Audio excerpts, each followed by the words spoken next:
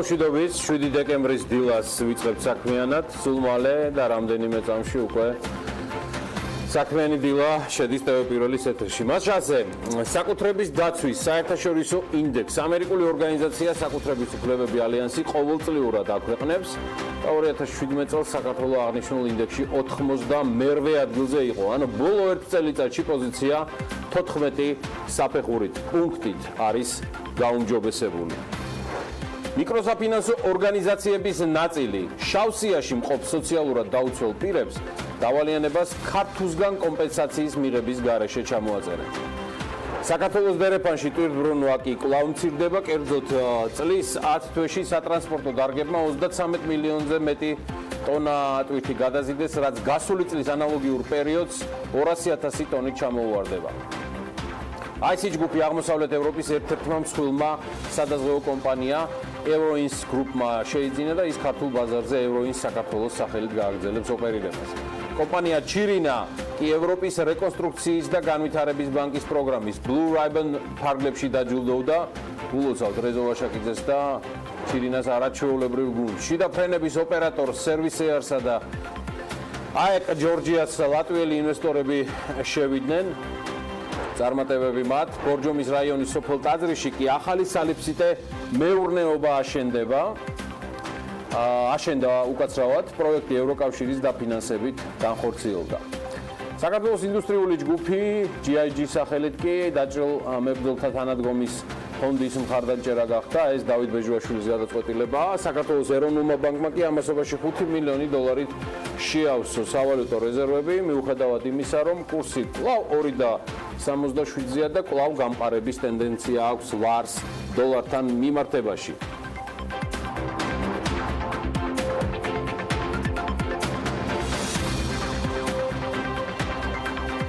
მშვიდობის, მე გიორგი ისაკაძე ვარ. საკუთრების დაცვის საერთაშორისო ინდექსში საქართველოს უკვე 74 ადგილს იკავებს. ინდექსი სულ 125 ქვეყანას მოიცავს. ამ რეიტინგში საქართველოს მეზობლები ხორვატია და ტუნისი არიან.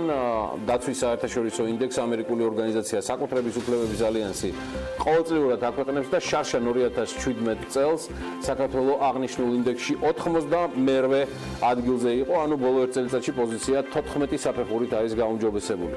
საკუთრების დაცვის დონე მაქსიმუმ 10 ფულით ფასდება და საქართველოს 5.1 ქულა აქვს. გასულ წელთან შედარებით ზრდა 44%-ია და საერთაშორისო ინდექსი სამი ძირითადი კომპონენტისგან შედგება: ქვეყნის სამართლებრივი და პოლიტიკური გარემო, ფიზიკური საკუთრების დაცვა და ინტელექტუალური საკუთრების დაცვა.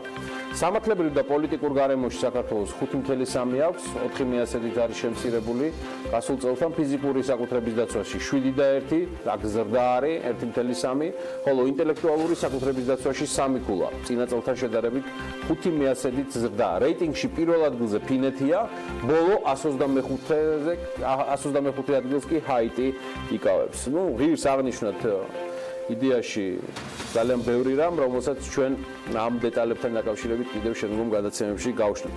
მანამდე კი ერთი ამბავი, რაზეც Wall Street Journal-ი წერს, ყველაზე მაღალი გადასახადები, სხვათა შორის 2017 წელს ფიქსირდება საფრანგეთში. აღსანიშნავია, რომ სწორედ მაღალი გადასახადების და ნავთობის მაღალი ფასის გამო დაიწყო ის პროტესტები პარიზის ქუჩებში. ეკონომიკური კოოპერაციის ორგანიზაციამ ჩაატარა ეს კვლევა 36 ქვეყანაში და აღმოჩნდა, რომ საფრანგეთში სახელმწიფო გადასახადები ეკონომიკის გამოშვების 46%-ს აღემატება. მეორე ადგილზე დანიაა გასული 46%-ით, საფრანგეთში 46.2%-ია. მესამეზე შვედეთი, მეოთხეზე იტალია, ხუთეულს კი საბერძნეთი კრავს. ის აღნიშნოთ, რომ რეიტინგის პირველ 10 ქვეყანას ევროკავშირის წევრი სახელმწიფოები შეადგენენ. გადასახადებითაც ვაჯობებ და იმედია, რომ ტურისტული ნაკადების მასპინძლობითაც და ათვისებითაც ტოლს არ დაუდებთ, ბაზა ამისი კარგი გვაქვს. Airbnb გამოქვეყნებულ 19 საუკეთესო ტურისტულ ადგილმდებარეობას შორის ბათუმიც ხდება. Airbnb-ის მიხედვით ინტერნეტში მისი პოპულარობა წინა წელთან შედარებით არის 200%-ით გაზრდილი და საქართველოში სიდიდით მეორე ქალაქი, ამას ვციტირებ, ბათუმის პოპულარობა ადგილობრივ და საერთაშორისო ტურისტებს შორის საგრძნობლად გაზრდილია, რაც ძირითადად ზღვის სანაპიროს და წყლის განმავლობაში ზომიერი კლიმატით არის განპირობებული. ბათუმში 160 ადამიანი ცხოვრობს. აქ შეხვდებით პორტს, ბულვარს, ღამის საერნობად, დროში მოგზაურობას გავს და რკინიგზო კავშირის გამო თბილისიდან 4 საათში მხოლოდ $10 იმგზავრებთ. ეს არის ნათქვამი სტატიაში. ეს ამბავი ჩვენთანაც ბოლომდე შეიფერეს, რა თქმა უნდა და შესაბამისი კომენტარებიც გააკეთეს. ეს არის პრაქტიკულად რეკომენდაცია, მათგან რეკომენდაცია თავის მომხმარებლებისთვის, რომ ბათუმი არის ძალიან ტრენდული ქალაქი და ძალიან მნიშვნელოვანი ქალაქი, ძალიან მნიშვნელოვანი ტურისტული მიმართულება. ბოლო წლების განმავლობაში ყველა საინფორმაციო კამპანია, რომელსაც ჩვენ ვაწარმოებდით, ეროვნული ადმინისტრაცია, მათ შორის ბუნებრივი აჭარის ტურიზმის დეპარტამენტი მიმართული იყო იმისკენ, რომ რაც შეიძლება გავზარდოთ ცნობადობა ჩვენი ქალაქის და ჩვენი რეგიონის. დღეს უკვე თამამად შეიძლება ითქვას National Geographic-ი და სხვა ძალიან მნიშვნელოვანი მოთამაშეები ტურისტულ ბიზნესში დაინტერესებული არიან ჩვენი ქალაქი, ჩვენი რეგიონით და ეს საბოლოო ჯამში ბუნებრივია გამოიწვევს კიდევ უფრო მეტ ზრდას ტურისტების. სხვა შემსამშიაში მოხდა ისეთი ქალაქები, როგორც არის მაგალითად კაიკურა, ახალი ზელანდიიდან, ქსამენი, ჩინეთი, პუებლა, მექსიკა, ნორმანდია, საფრანგეთი, ბუენოს-აირესი, მოზამბიკი და ვაკაიამას პრეფექტურა იაპონიიდან. მოკლედ სხვა ჩამონათვალების მნიშვნელოვანია. Airbnb 2008 წელს არის, სულ რაღაც 10-20 წლის წინ დაფუძნებული და დღეს არა, 2017 წლისთვის ამ კომპანიის შემოსავალი $2,600,000,000 იყო. აპლიკაციას 190 ქვეყნის მასშტაბით 150 მილიონზე მეტი მუდმივი მომხმარებელი ჰყავს.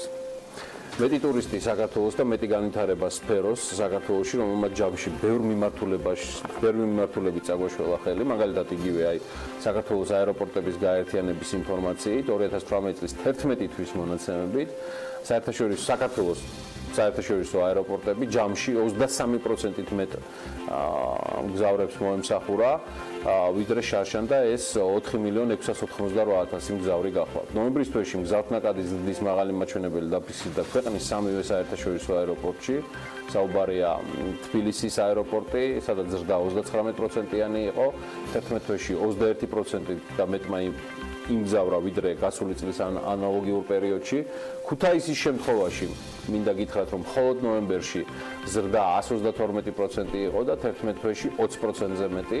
ზრდის ტენდენცია ნარჩუნდება ბათუმის საერთაშორისო აეროპორტში და ნოემბერში ბათუმის ალექსანდრე ქართველის სახელობის საერთაშორისო აეროპორტით 23%-ით მეტმა მგზავრმა ისარგებლა ანალოგიურ პერიოდთან შედარებით ჩარშანდელისა და ესეც 20%-იან ზრდას გვაძლევს. ზრდის ტენდენცია მოგზაურობის მეტი შესაძლებლობა აქვს ყველას და ვის ახლა როგორც შეუძლია იმის და მიხედვით ცხადია. თავარია ყველას კონდეს ამის სურვილი და პერიოდულად ანგარიშზეც კონდეს თანხა, რომელიც ბევრისთვის მხოლოდ სამწუხაროდ ცხოვრებისთვის არის საკმარისი. მაინც რა ღირს ცხოვრება, ესეთი სათაურით გამოაქვეყნებს სულ მალე და დღეიდან უკვე შეეძლება ჩვენს მაყურებელს დაინტერესებულ მკითხველს. გამოცემა Forbes-ის დეკემბრის ნომერი მოიკითხოს, სადაც საქართველოსა და მეზობელი ქვეყნების მაგალითების დაღმობით პროდუქტისა და ფასის სერვისების ერთმანეთთან შედარება მოხდა და ცხოვრების ღირებულებას დაითვალა. რეიტინგის დეტალებსა და საინტერესო მიგნებებს მარიამ ადამია გაეცნო. სწორედ მარიამი შემოგვიერთდება ახლა ეთერში, რომელიც სულ მალე გაგვაცნობს ჩვენ ლიდერბორდს, რომელიც ზაზა აბაშიძემ მოამზადა. ძალიან საინტერესო ამბავია. მანამდე კი კიდევ რამდენიმე სიახლეებს, ვიდრე მარიჩკა შემოგვიერთდება.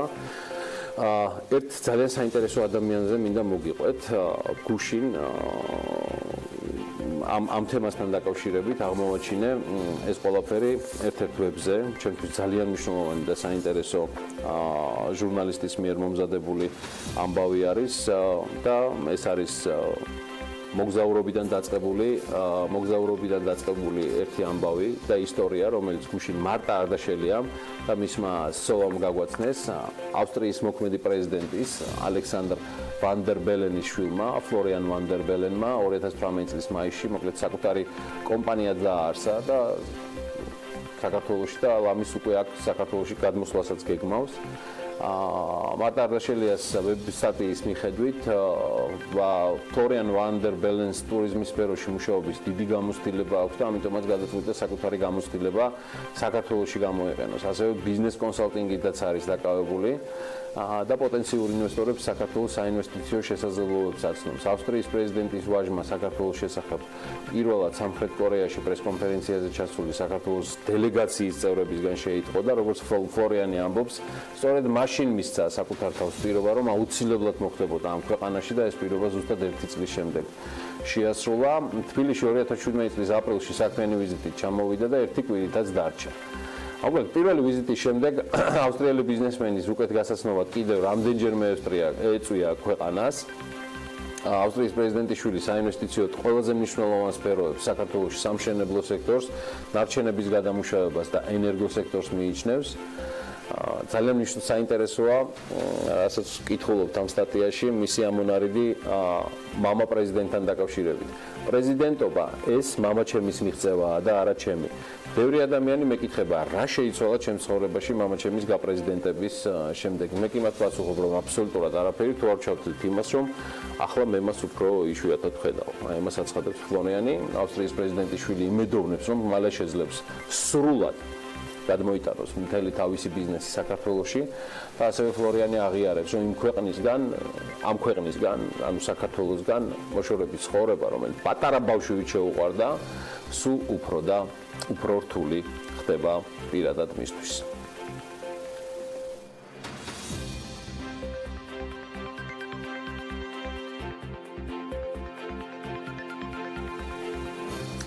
ასეთი ამბავი მცირედი გადახვევა გავაკეთე, ვიდრე მარიამ ადამია შემოგვიერთებოდა, რომელიც უკვე მზად არის საიმისოთ, რომ ზაზა აბაშიძის მიერ მომზადებული ანალიტიკა, ლიდერბორდად ქცეული, Forbes-ის რაღის ცხოვრება წარმოგვიდგინოს, სწორედ აი ამ სათაურით არის გამოქვეყნებული რეიტინგი დეკემბრის ნომერში, სადაც საქართველოსა და მეზობელი ქვეყნების მაგალითზე დაყრდნობით პროდუქტების და სერვისების დადარება ხდება ერთმანეთთან და შესაბამისად გამოდის ცხოვრების ღირებულებაც.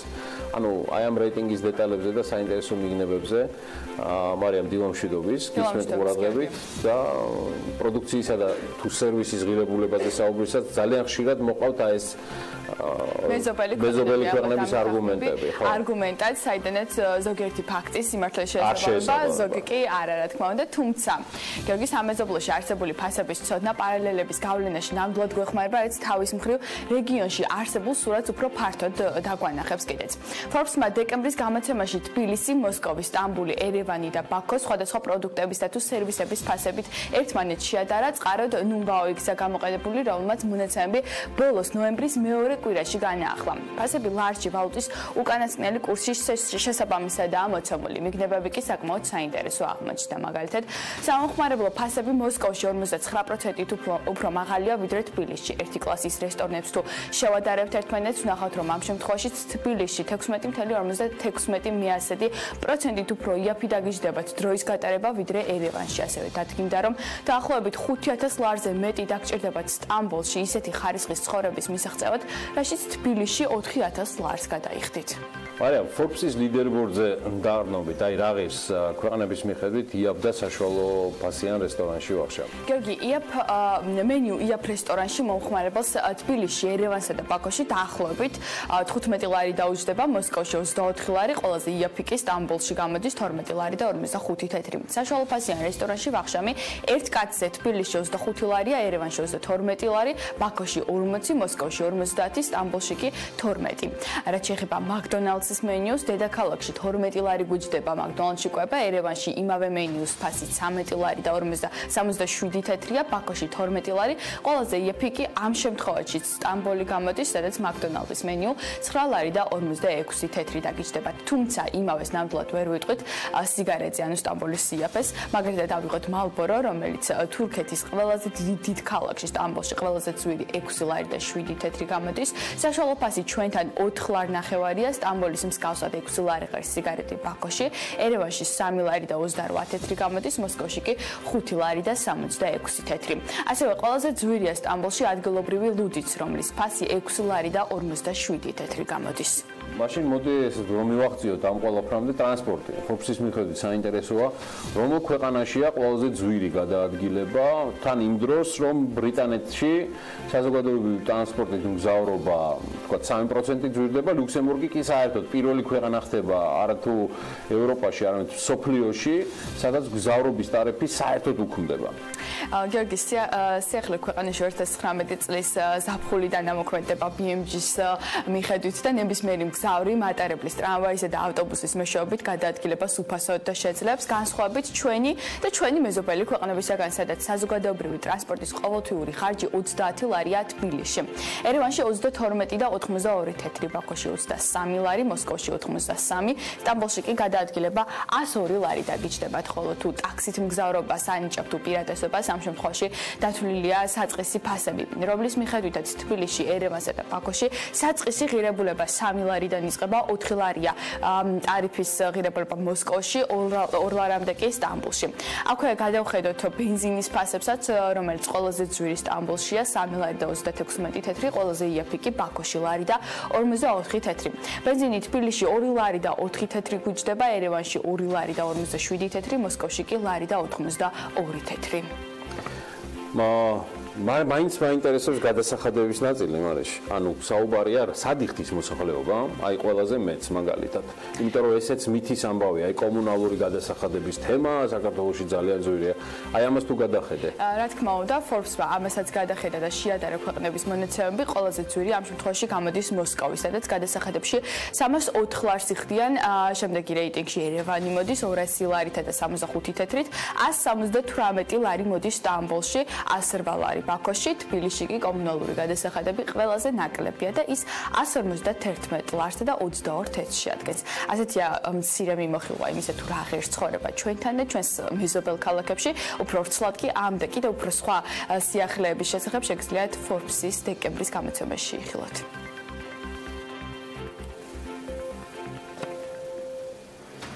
იცი რა ვფიქრობ, მე მგონია რომ ყველა ეს თემა ცალ-ცალკე მიუხედავად იმისა, რომ მთელი ლიდერბორდი აუცილებლად აიტვირთება Forbes-ზე, უახლოეს მომავალში, რახან Forbes-ი დღეს გამოდის, ნელა BMG-ზე უნდა ვაჩვენოთ ეს შედარებები, თქვა ცალკე ანალიტიკად და ნიუსებად. გიორგი, ცხადი ამ ყველაფრის წაკითხვა BMG-ს ვებგვერდზე შეუძლია ჩვენს მაყურებელსა და მკითხველს. ვინას დაასწრებს, სლოვაკიძის მეუღლეა და დედიკო.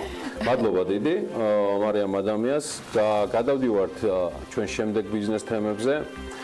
კომპანია ჩირინა EBRD-ის პროგრამის გამარჯვებულია. ჩირინა ევროპის რეკონსტრუქციისა და განვითარების ბანკის პროგრამის Blue Ribbon-ის ფარგლებში დაჯილდოვდა. ამ პროგრამის მიზანია კერძო კომპანიების დახმარება და განვითარება, იმისთვის რომ პროგრამა კომპანიებს უწევს როგორც ფინანსურ, ასევე საკონსულტაციო დახმარებას. ამომავლოდ EBRD აღნიშნული პროგრამის საქართველოსა და რეგიონის ქვეყნებში გაფართოებას გეგმავს. ჩირინა კვების პროდუქტების მწარმოებელი კომპანიაა, რომელიც ბაზარზე 2012 წელს გამოჩნდა. ამჟამად ჩირინას მთავარი პროდუქცია არის ქათმის ხორცს პროდუქტები, თუმცა ქათმის პროდუქციის გარდა კომპანია ასევე აწარმოებს საინკუბაციო კვერცხს, თავაზობს დაინტერესებულ პირებს მარცვლეული შრომის და შენახვის სერვისს, ლაბორატორიული კვლევის სერვისს, ხილის ამაცივრე შენახვის მომსახურებას.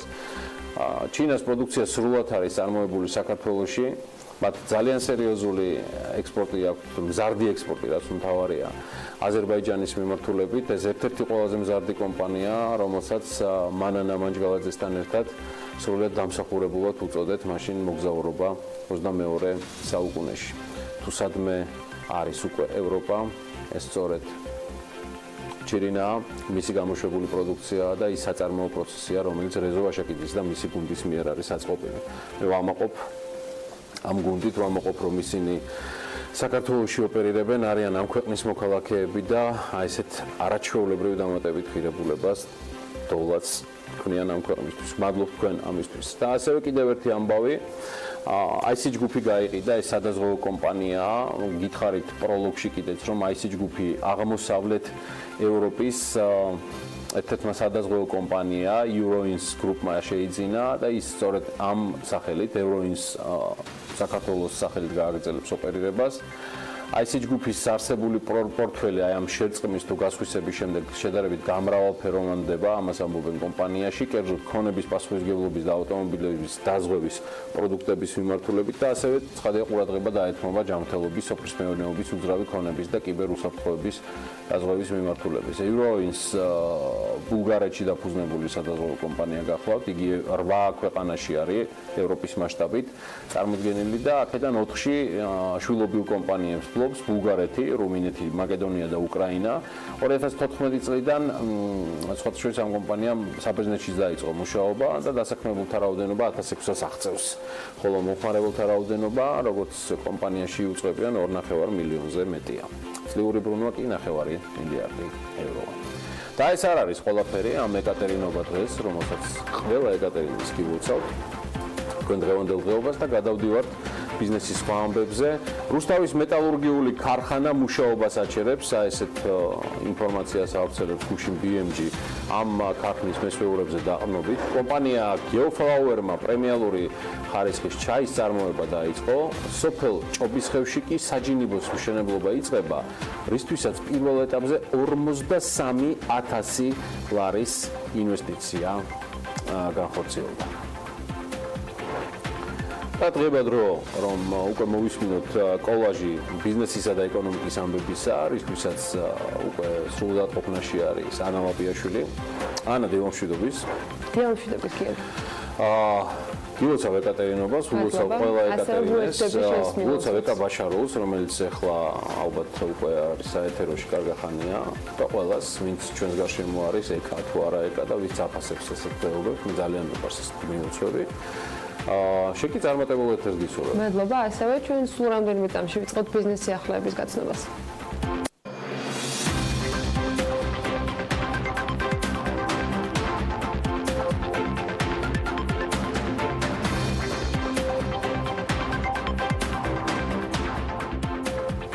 რუსთავის მეტალურგიული ქარხანა მუშაობას აჩერებს. BMG-ის ინფორმაციით, პირველი ღუმელი ერთ კვირაში გაჩერდება, მეორე კი იანვრის დასაწყისში.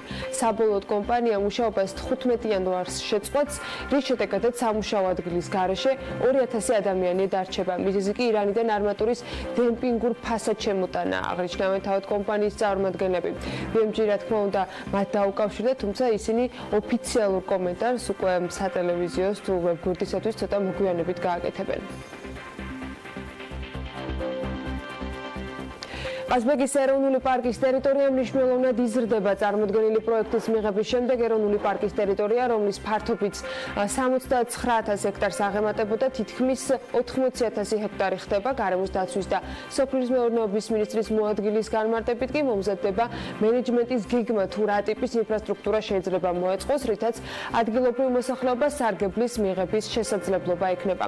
საკანონმდებლო ორგანოს წევრები დაცული ტერიტორიების საზღვრების გაფართოებას მხარს უჭერენ, თუმცა უმრავლესობის ნაწილი შიშობს, რომ ადგილობრივი მოსახლეობის ინტერესის შელახვის საფრთხე შეიძლება არსებობდეს და მათი მხრიდან ამ ყველაფერს პროტესტი მოჰყვეს.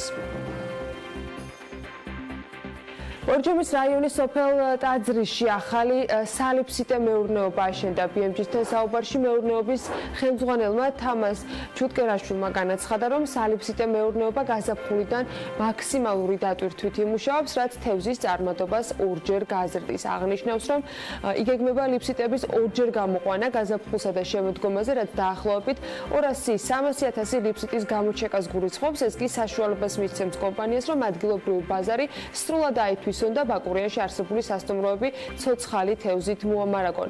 თამას ჩუტკერაშვილი აღნიშნავს, რომ არა ევროკავშირის დაფინანსება, არსებული პრიმიტიული მეურნეობა დარჩებოდა ამ დრომდე, სალიფსიტე მეურნეობაში კი 100000 ლარის ინვესტიცია განხორციელებული, საიდანაც 60000 ლარი მისი თქმით ევროკავშირის დაფინანსებით მიიღო. კომპანია Geoflower-მა კი პრემიალური ხარისხის ჩაის წარმოება დაიწყო. ფლაუერის დამფუძნებლის გოჩა ძნელაძის თქმით, წელს საცდელი პარტია დამზადდა, რომელიც კომპანია გურიელმა შეისყიდა. მისი განმარტებით, მომავალი წლიდან კომპანია უკვე წარმოების სიმძლავრეს გაზრდის და სეზონზე 60-70 ტონა ჩაის ფოთოლს გადაამუშავებენ, საიდანაც ნაწილს საკუთარი პლანტაციიდან მიიღებს, ნაწილს კი ფერმერებისგან ჩაიბარებს. ეს არის სუპერ პრემიალური ხარისხის ჩაი, რომელსაც მომხმარებელს შევთავაზებთ. ჯერ არ ვიცით, პროდუქცია დაფასოვებული სახით გაიყიდება თუ დაუფასოებელი. ამაზე ჩამოყალიბდების წელს დამზადებული პარტია გურიელმა შეისყიდა და გამოუშვა ჩაის სახელწოდებით გურიელის ჩაის ბაღებიდან. სამომავლოდ, როდესაც წარმოების მოცულობას გავაფართოვებთ, პროდუქციას უცხოეთშიც გავიტანთ და ძირითადად ევროპაში ამბობს სნელაძე. გორის რაიონის სოფელ ბერბუქში მშენებარე თაფლის გადამამუშავებელი საწარმოსათვის აღჭურვილობას გამარტივებული შესყიდვის წესით შეიძენენ.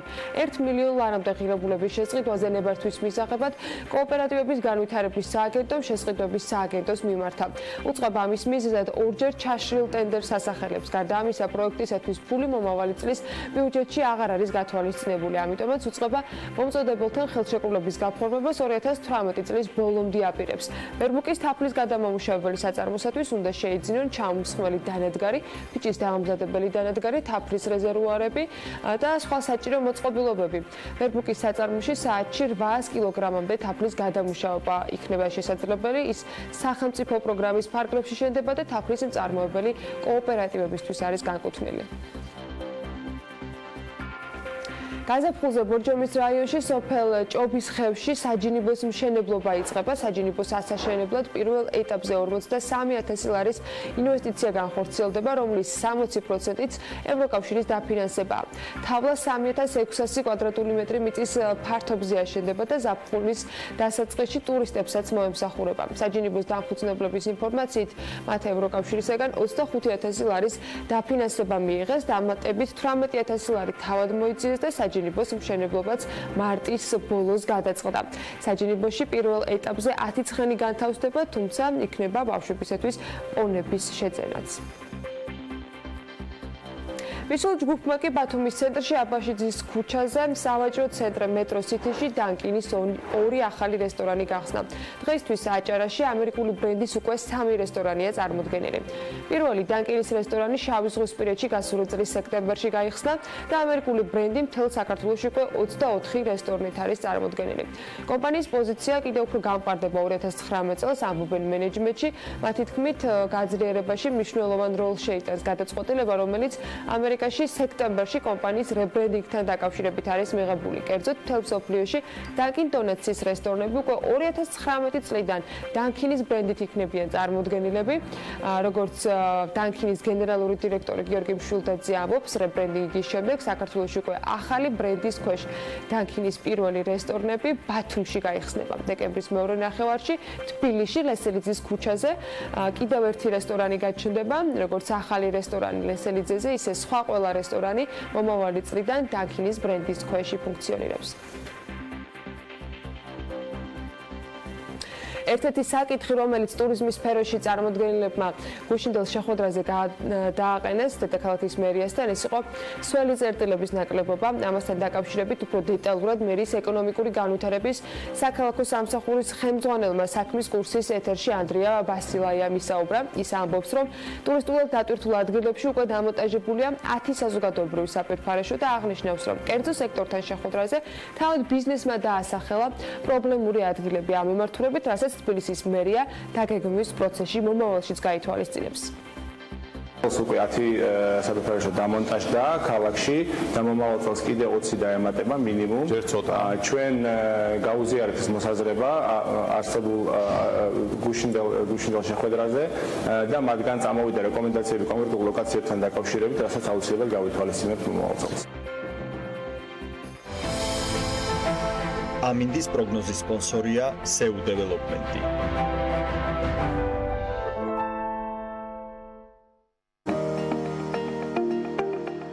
ამინდის პროგნოზის სპონსორია სადაზღვევო კომპანია უნისონი.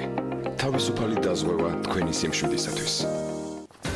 ამინდის პროგნოზის გაცნობის დრო არის. გარემოს ეროვნული სააგენტოს დახმარებით კი ვიცით, რომ საქართველოში ამინდი კვლავ განპირობებული იქნება შავი ზღვის ჩრდილო-დასავლეთიდან დასავლეთ საქართველოში შემომავალი შედარებით ცივი და ნოტიო ჰაერის მასებისა და სამხრეთიდან მოქმედი თბილი ჰაერის მასების ურთიერთქმედებით. მოსალოდნელია დრო გამოშვებით ღრუბლიანობის მომატება. დღის მეორე ნახევრიდან კი დასავლეთ საქართველოს უმეტეს და აღმოსავლეთ საქართველოს დასავლეთ რაიონებში ზოგან იქნება წვიმა. მაღალმთაში მოთოვს კიდეც იქროლებს დასავლეთის მიმართულების ქარი. სოხუმში იწვიმებს და 11 გრადუსი იქნება იქნება მაქსიმალური ტემპერატურა, ბათუმში წვიმასთან ერთად 14 გრადუსს ელოდებიან, ქობულეთსა და ქუთაისში იქნება 13 გრადუსი და ამ ქალაქებში იწვიმებს ასევე. ზუგდიდშიც წვიმა ნავარაუდები და 12 გრადუსი, ოზურგეთში 13, ონში 11 და გორში 14 გრადუსი. ყველა ქალაქში წვიმს. ცხინვალში მცირე წვიმა იქნება და ასევე 13 გრადუსი, მარნეულში 14 გრადუსამდე გათბება ჰაერი, რუსთავშიც ანალოგიურად 14 გრადუსი იქნება და უმეტესად უნალექოთ ჩაევრის დღე. ახალციხეში 8 გრადუსს ვარაუდობენ მცირე წვიმასთან ერთად, ბორჯომში 9 გრადუსი იქნება და აქაც მცირე ნალექი არის მოსალოდნელი, ბაკურიაში შესაძლოა იყოს მცირე თოვლ-ჭყაპი და 4 გრადუსი დაფიქსირდება მაქსიმალური ტემპერატურა. ახალქალაქში 5 გრადუსია ნავარაუდები, უმეტესად უნალექოთ ჩაევრის დღე, სტეფანწმინდაშიც და აქაც 4 გრადუსი იქნება. თელავში 15 გრადუსამდე გათბება დღეს ჰაერი და არნაირი ნალექი დღის განმავლობაში. თბილისში დრო გამოშვებით ღრუბლიანობა მოიმატებს, უნალექვა ამიცველოდებით, მაგრამ იქნება ქარი დასავლეთის მიმართულებით ძირითადად და მაქსიმალური ტემპერატურა 14 გრადუსს მიაღწევს. დიდი მადლობა. მე მგონი დროა რომ ჩვენს მაყურებელს კიდევ ერთხელ გავუზიაროთ რა იქნება ჩვენი პარასკევი 7 თებერვლის უკაცრავად 7 დეკემბრის ეკატერინოვლის საქმიანი დილა, სპიკერები, თემატიკა, გადავხედოთ კიდევ ერთხელ საქმიანი დილის ვიდეო ანონსს და შემდგომ უკვე რეკლამა. Pirveli.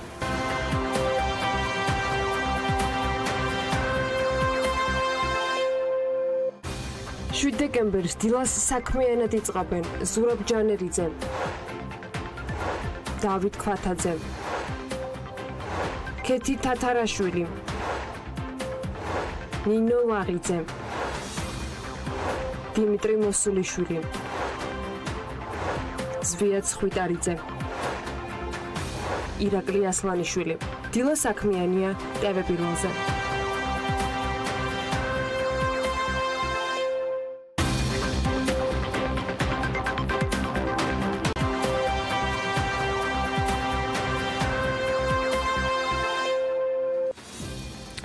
თბილისის ბიზნეს დაჯილდოების კიდევ ერთი ფინალისტის შესახებ კიდევ რა შეიძლებოდა ახალი მომეყოლა ჩვენი მაყურებლისთვის, ამაზე გუშინ ძალიან ბევრი ვიფიქრე. სიახლეების გაზიარება სტუმარი თავად არ მოგვაკლებს და მე მხოლოდ იმას გეტყვით, რომ 1 წლის წინ 12 პროდუქტით წარმოდგენილი ჰერბია დღეს ბაზარს უკვე 30-მდე სხვადასხვა სახეობის ბოსტნეულს თავაზობს და წლის ქართული პროდუქტის ჯილდოსთვის იბრძვის. იმერულ მიწაზე მოყვანილ მწვანე ეკოლოგიურად სუფთა უსასუქო პროდუქციას ადგილობრივ ბაზარზე შეფუთული მწვანილის 95% უჭირავს. ეს ჰერბია კომპანია, რომელიც უკვე წლებია ლიდერის პოზიციას არავის უთმობს და არაერთ სერტიფიკატსაც ფლობს, რაც იმას ნიშნავს, რომ იმერეთში წყალტუბოში მოყვანილ პროდუქციას მსოფლიოს ყველაზე მაღალ განვითარებულ ქვეყნებშიც კი გზა ხსნილი აქვს.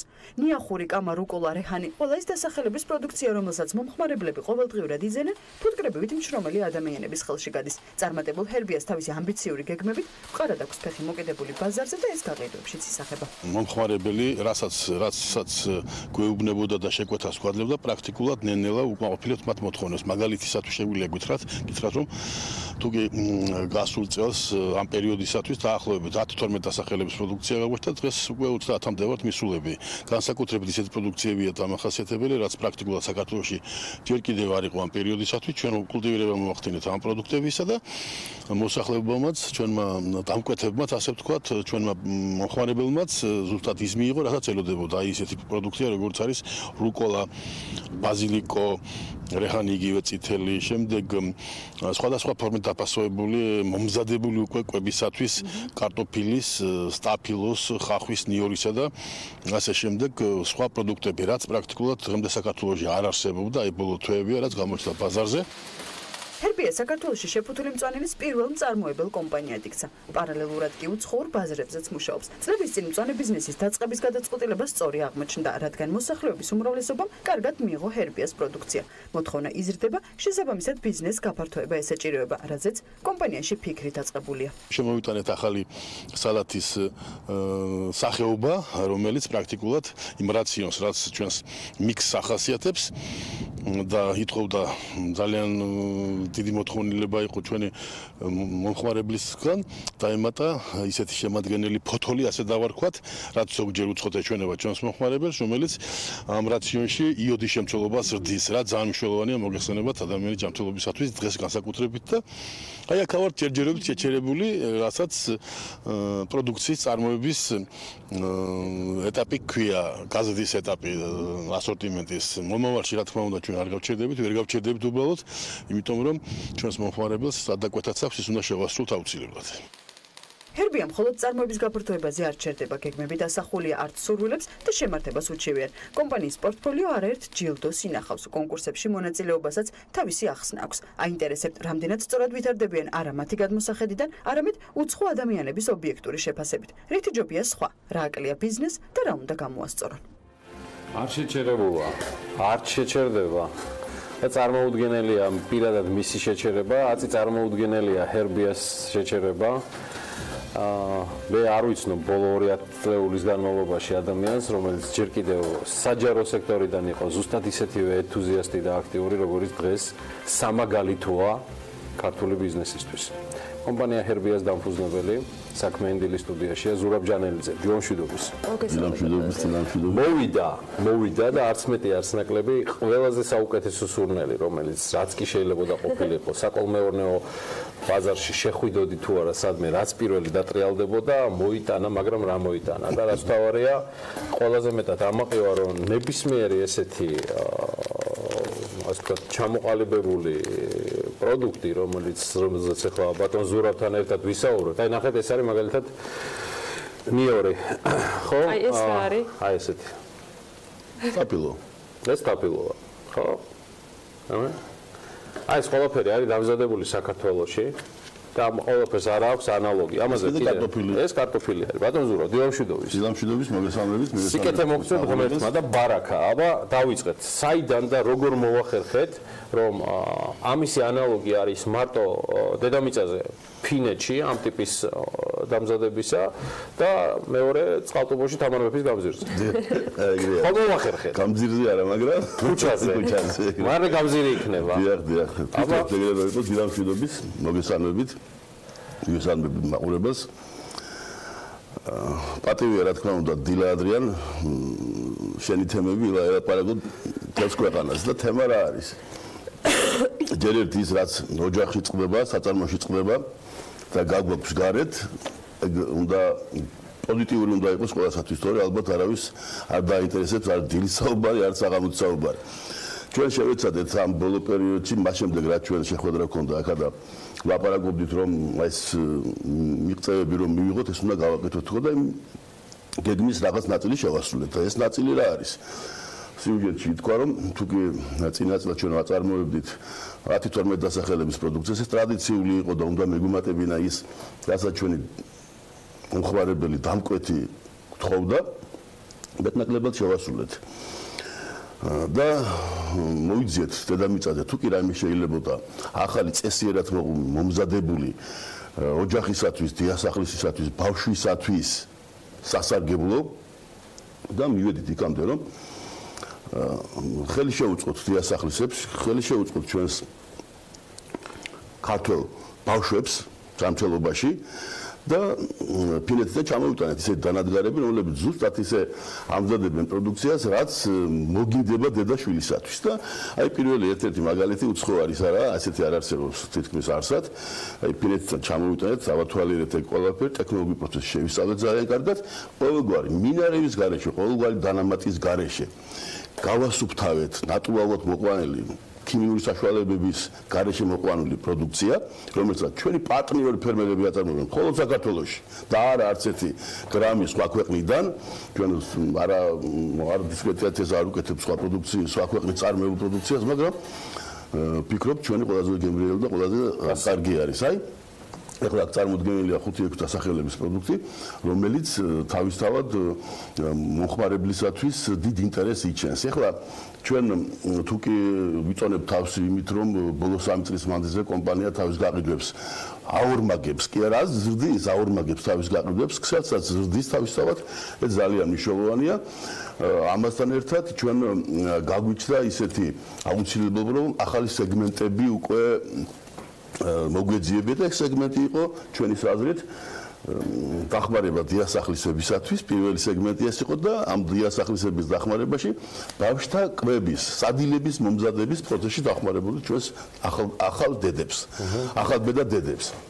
თქვენ მოგეხსენებათ კარგად, აი ჩვილი ბავშვისათვის, როცა დედა უკვე გადადის ნატურალურ კვებიდან, პროფესორად კვებიდან უკვე გადაყავთ სადილების მომზადებაზე, სუფების მომზადებაზე, აქ ჩვენც ოჯახიც იყო ეგ პრობლემა და თავისთავად ყველა ოჯახში არის ჩავთვალეთ, რომ აი აქ უნდა მოგვემზადებინა იმ ფორმით პროდუქცია, რომ დედა ყოველგვარი პრობლემის გარეშე, ყოველგვარი კითხვის გარეშე მოამზადება ძალიან იოლ ფორმაში, მოამზადება თავის შვილს ამ პროდუქტს და უკვე დაუწყებდა უწოდებას. რამდენად ცირდება, ანუ მალფუჭებადი ხომ არ ხდება პროდუქტი, რომელიც გათლილი არის, ასეთი ფორმით არის მომზადებული და რეალურად რა შეცვალა ამან გარდა თქვათ მომხმარებლის სარგებლისა, თქვენს იგივე მიწოდების ნაწილში, მუშაობის ნაწილში და რატომ არის ვაკუუმით გაკეთებული, ეს არის თუ ერთ-ერთი მიზეზი, სწორედ ამ კითხვის ამის ახსნა მინდა მაყურებლისათვის, რომ რატომ მუშავდება ასე და ამ ფორმით. აი ზუსტად აქ არის საქმე. ჩვენ ელემენტარულად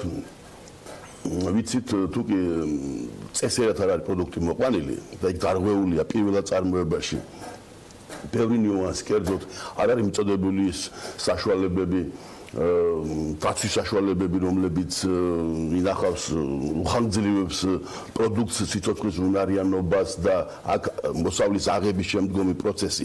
სწორად არ იქნა წარმართული თავისთავად ეს პროდუქტი ვერ იქნება გარკვეული დროის შემდეგ და იმ დროის შემდეგაც კი, რაც სტანდარტები გვეუბნება თუ რამდენი ხნით შეიძლება ესათვის პროდუქტი შევინახოთ, მისი შენახვის დრო დაცული.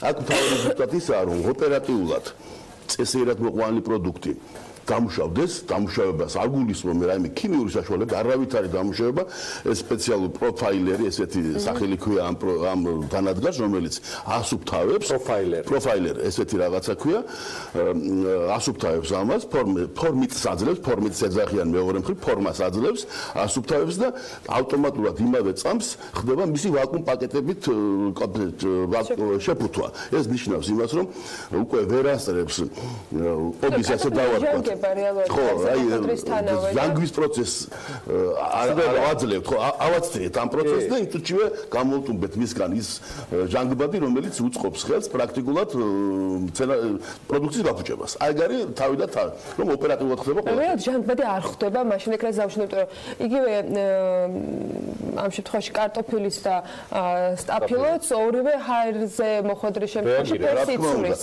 ეს როგორც კი გამოვა ჰაერზე და დავაყონებთ 3-4 5 საათი და არ მოვიხმართ წესიერად და დროულად, ეს თავისთავად ფერ შეიცვლის. ეს ბუნებრივი თემა არის. იცით ახლა თქვენ როცა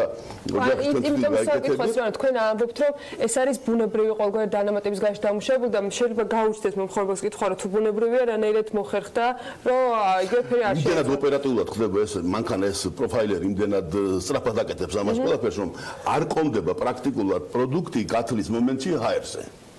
ავტომატურ რეჟიმში გადადის იქ. დავააკუმების შემდეგ, ანუ პროფაილერში გავლის შემდეგ, მას რამდენი ხანი აქვს უკვე შენახვის ვადა?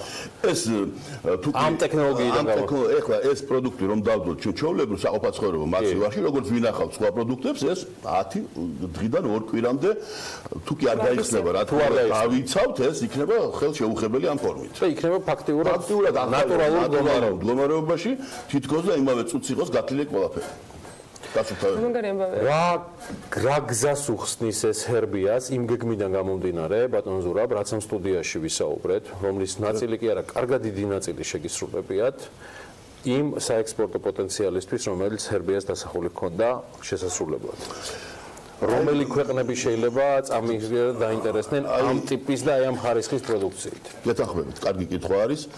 ეს კითხვები ჩვენ უკვე რაც კი გამოვაჩინეთ ეს 2-3 თვე არის ეს პროდუქტი ბაზარზე, რაც შემოვიდა ქართულ ბაზარზე, ვინც კი ხედავს ამას უცხოელიც კი ხშირი შეკითხვები არის ჩვენი პარტნიორი უცხოელებისაგან, რომ მოგვაწოდებთ თუ არა აი ამ ფორმით პროდუქციას საექსპორტოდ.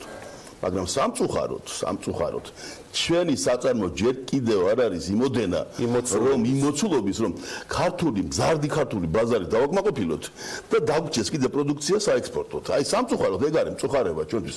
პირველად წარმოებაში იგივე პრობლემა გვაქვს და თვითონ ნედლეულის პრობლემა დგება თუ თქვათ იგივე ტექნიკა ნედლეულის პრობლემაც არის და ორთავ ერთად ჩვენ ხო ვერთულით ამას თავის დროზე ეს არ არის იაფი დანადგარი საკმაოდ ძვირად ღირებული დანადგარია რომელიც დიდ კაპიტალ დაბანდებას მოითხოვს ამასთან ერთად პროდუქციას უნდა შეესაბამებოდეს პირველადი წარმოების ჩვენ არ აგვყავს საქართველოში ბევრი წარმოებელი და ჩვენი პარტნიორი ფერმერები ესე გვყავს ჩვენ კონტრაქტებით დაკონტრაქტებული რომლებსაც შემდგომში ვიტყვით ალბათ რომ მათ ჩვენ ტრეინინგებს უტარებთ ტრეინინგი ცენტრი ავაშენეთ უკვე ჩვენ საწარმოში თქვათ უკვე ბარა მეგაბატონო ანუ განათლებაზეც მიდის სერიოზული აუცილებელი არის ჩვენ ბოლო წლებში ძალიან დიდი მუშაობა და ბევრი მუშაობა დახტირდა იმისათვის რომ ჩვენს ფერმერებს პარტნიორ ფერმერებს რომლებთანაც ჩვენ კონტრაქტები გვაქვს გაფორმებული რაც იშვიათი არის სოფლის მეურნეობაში პირველად მეწარმესთან კონტრაქტზე ხელის მოწერა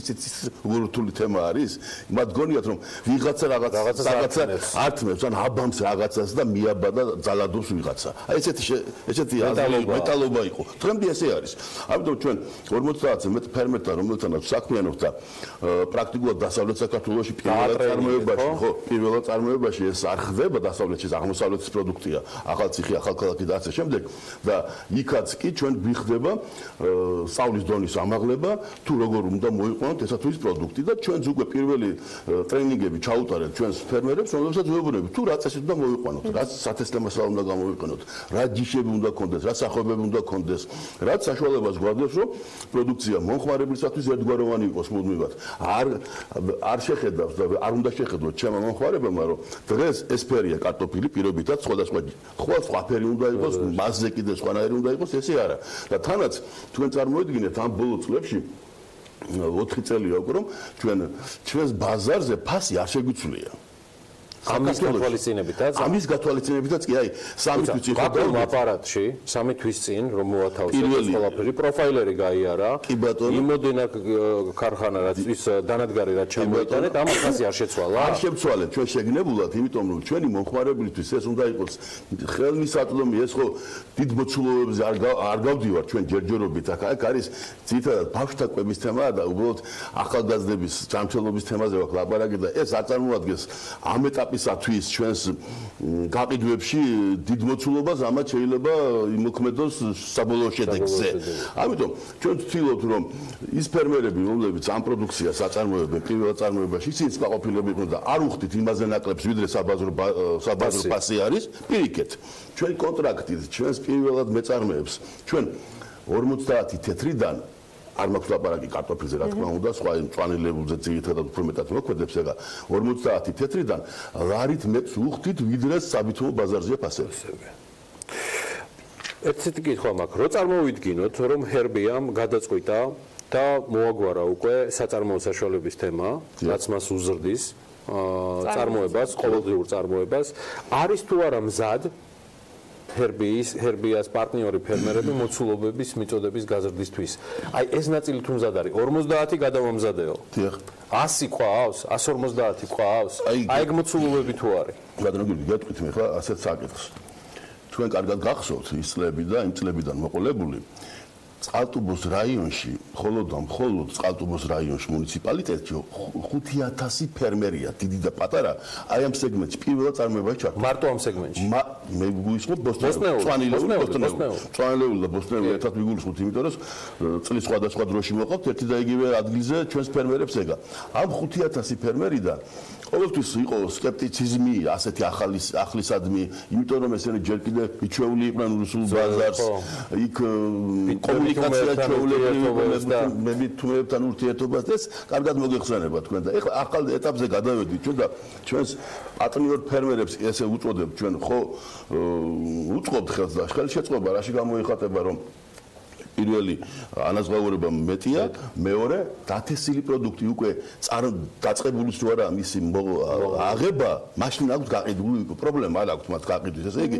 პრაქტიკულად მაგალითად გარანტირებულ თანხებზე აქვს. და დობაც აღდგა უკვე. აღდგა კიდეც, აი ჩვენ გვყავს რამოდენიმე ფერმერი ახლა თუ საჭიროება იქნება ვიტყვი კიდეც ახედა გვარს, მაგრამ თვეში რომ 20-25,000 ლარის შემოსავალს იღებს ჩვენი კომპანია. დიდება უხოთ რომ ესეთი მაგალითები გვაქვს. ეხლა ამას იმიტომ ვიძახი რომ ჩვენ უკვე პირდაპირ გეტყვით ამ 5,000 ფერმერდა რომელიც ყველა გვიცნობს, უცხოები არ ჩვენ ყველას ვიცნობთ, ისინიც გვიცნობენ, იმიტომ რომ კარგად რო გავიდა უკვე 10-12 წელია გასული მას შემდეგ რა ჩვენ თანამშრომლობთ ერთმანეთთან მეტნაკლებად რაღაცა ფორმით. ისინი გთხოვენ უკვე ამ ჩვენს კოოპერირებაში შემოსვლა, ასე დავარქვათ. გთხოვენ, მაგრამ ისინი რომ შემოიყვანოთ ესე სპონტანურად ყველანი ერთად, საწარმოსიმძლავრეები ვერ შვება. ჩვენ მიმდინარე წელს 2 ჰექტარი სათბური დავამატეთ. აი მიმდინარე წელს ახლა 2-3 თვეში. გავზარდეთ ორჯერ კიდე საწარმოსიმძლავრეები, მაგრამ კიდევ ერთხელ ვაზუსტებ იმას, რომ ყოველწლიურად თუ ზრდით გაყიდვებს, ორჯერ გაყიდვებს ადგილზე. მხოლოდ ადგილზე. იმიტომ რომ ეს რომელიც ფაქტიურად არის ევროპული წარმოება, ამის იქით არ არის. ეს საქართველოში არ გაჩერდება, ევროპა ამაზე ტაციაობა იქნება. არის კიდე ეს ბატონო, ეგრე არის. მაგრამ კიდევ ერთხელ ვაზუსტებ იმას, რომ იმს ევროპა უკვე ჩვენთვის სხვა ევროპა გახდა. ქართული ბაზარიც ევროპაზე ნაკლები არ ყოფილა, არ არის. ეგ თუკი ევროპული ხარისხის პროდუქციას მიაწოდებ ქართულ ბაზარს, ჩავთვალოთ რომ მეტი მოთხოვნადი ხდება ყველა პროდუქტი ქართულ ბაზარზე ვიდრე ევროპაში, იმიტომ ევროპაში მეტნაკლებად აქვთ პროდუქციის, აი იციან მათ შეფუთვის წესი იციან, უამრავი რაღაც უნახავთ და ბაზარზე ეხლა მკვიდრდება ჩვენთან საქართველოში ესეთი სახით პროდუქციის წარმოადგენა. თითქოს არაფერი არ არის, ხო? თითქოს არაფერი არ არის, მაგრამ დიასახლისისთვის ახლა 1.5 კილოგრამი ხახვი უნდა აწონოს, უნდა ჩადოს. აქ უკვე სტრიქკოდები დებს. აიღო, წაიღო. როგორც უნდა. ამ ყველაფრის ფონზე რა მიგიყვანა თბილისის დაჯილდოებამდე კიდევ ერთხელ სიუჟეტში ნინი კი მოიკითხა ეს ამბავი რეალურად რომ თქვენთვის ეს არის ერთგვარი შეფასების თქვა საშუალება, მაგრამ წელს ამ სტატუსით, ამ ფორმატ როგორ მიხვედით კიდევ ერთხელ ბიზნეს დაჯილდოების ამ ნაწილს?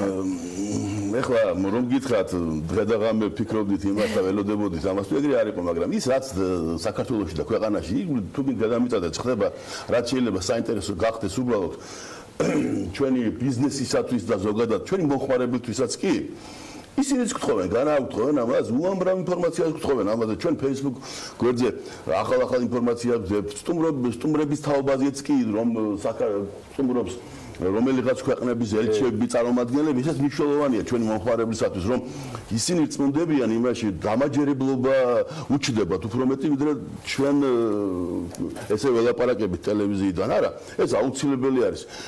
ისინიც კი ვინც ამ ბიზნეს დაჯილდოებას ალბათ ხელმძღვანელობენ და საბოლოო შედეგსაც არბიტრი ავლენს, ისინი ჩვენი მოხმარებლები არიან ალბათ თავისთავად ჩვენს იგივეს ვეუბნებით, აჰა, აგერ არის და შეაფასეთ.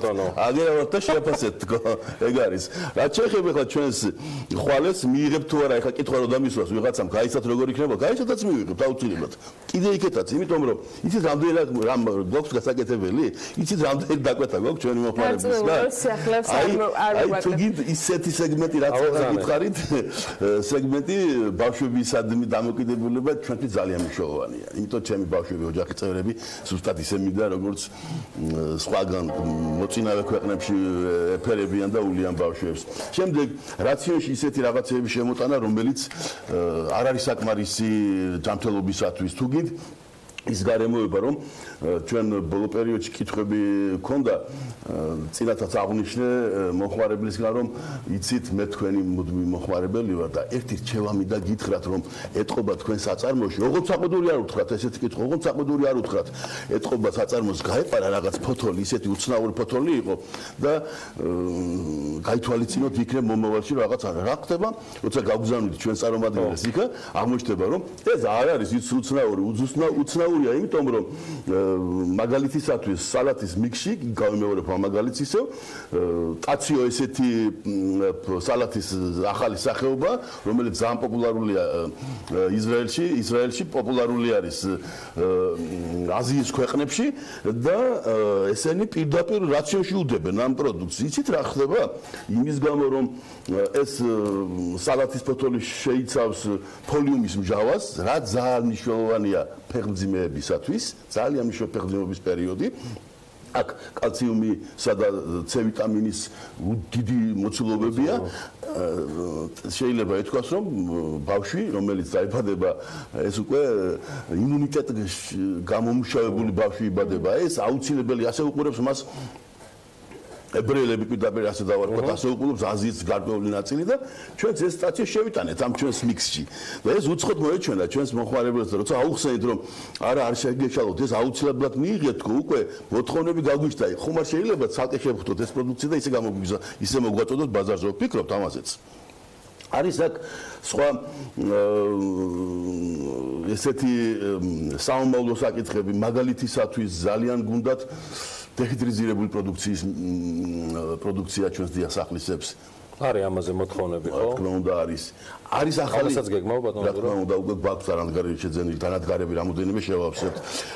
აუცილებლად მივაწოდებთ ჩვენს მომხმარებელს პასტების სახით ცოცხალ ბოსტონეულ ცოცხალ მწვანილებს. ეს ძალიან მნიშვნელოვანია მაგალითისათვის ლობიო რომ უნდეს დიასახლის და არ კონდეს პირობითად ის ნიახური რომელიც აუცილებელი ინგრედიენტია ლობიოსათვის და კიდე სხვა რაღაცები და არა პასტა ექნება ესეთი ჩაუშვებს პასტას და უკვე მიღებულია ეს ყველაფერი. აი ეს თემები გვაქვს უკვე ახლო პერიოდის გეგმებად და ფიქრობთ ძალიან მალე იმას მოვიტან აუცილებლად ზურა ჯანელიძე არის ჩვენთან ერთად ჰერბიას დამფუძნებელი. მადლობა მას სტუმრობისთვის. მადლობა აი ესეთი არაჩვეულებრივად ქართულისთვის. მადლობა იმისთვის რომ ევროპა საქართველოსია ჰერბიას სახით და მადლობა იმისთვის რომ ვერ აუდის ამას ყველაფერს ქართული ბაზარი და ექსპორტისთვის ვერ იცის, მაგრამ დარწმუნებული ვარ ისე გაიზრდება ერთსაც და მეორესაც დააკმაყოფილებს. TBC ბანკის ბიზნეს დაჯილდოების ნომინანტი ქართული პროდუქციის წარმოებისთვის კომპანია ჰერბიას დამფუძნებელი ზურაბ ჟანელიძე. მადლობა მას სტუმრობისთვის. ძალიან ხშირად ნახავთ მას BMG-ს ეთერებში და ბევრი ჩვენი სხვა მიმართულებით. წარმატებები. მადლობა. მაგრამ ევროპას მაინც არ ტოვებ. ბულგარეთს მაინც ვაწვდით ამას, რომ ესეთი ანუ ბულგარეთს გაიმეტე? აუცილებლად ბულგარეთს გავწვდით. იმიტომ რომ ისინი თვითონ წარმოებლები არიან და ჩვენ იქვე უკეთებთ კონკურენციას ბულგარულ ბაზარს. ანუ ბულგარეთში მაინც ბულგარეთში მაინც. აი ჩვენი გაყიდვების 5%-საც შვება ექსპორტი. არა და ჩვენი კომპანია ხო იმიტომ შეიქმნა რომ ექსპორტის შეწყობა და ექსპორტზე იყო ორიენტირებული, მაგრამ მერტის წყალობით ისე მოხდა რომ ქართველებში გვაქვს ესეთი მოთხოვნები, ამიტომ მომავალში ვფიქრობთ ევროპაზე. დიდი მადლობა. მადლობა. რეკლამის შემდეგ დაგიბრუნდებით.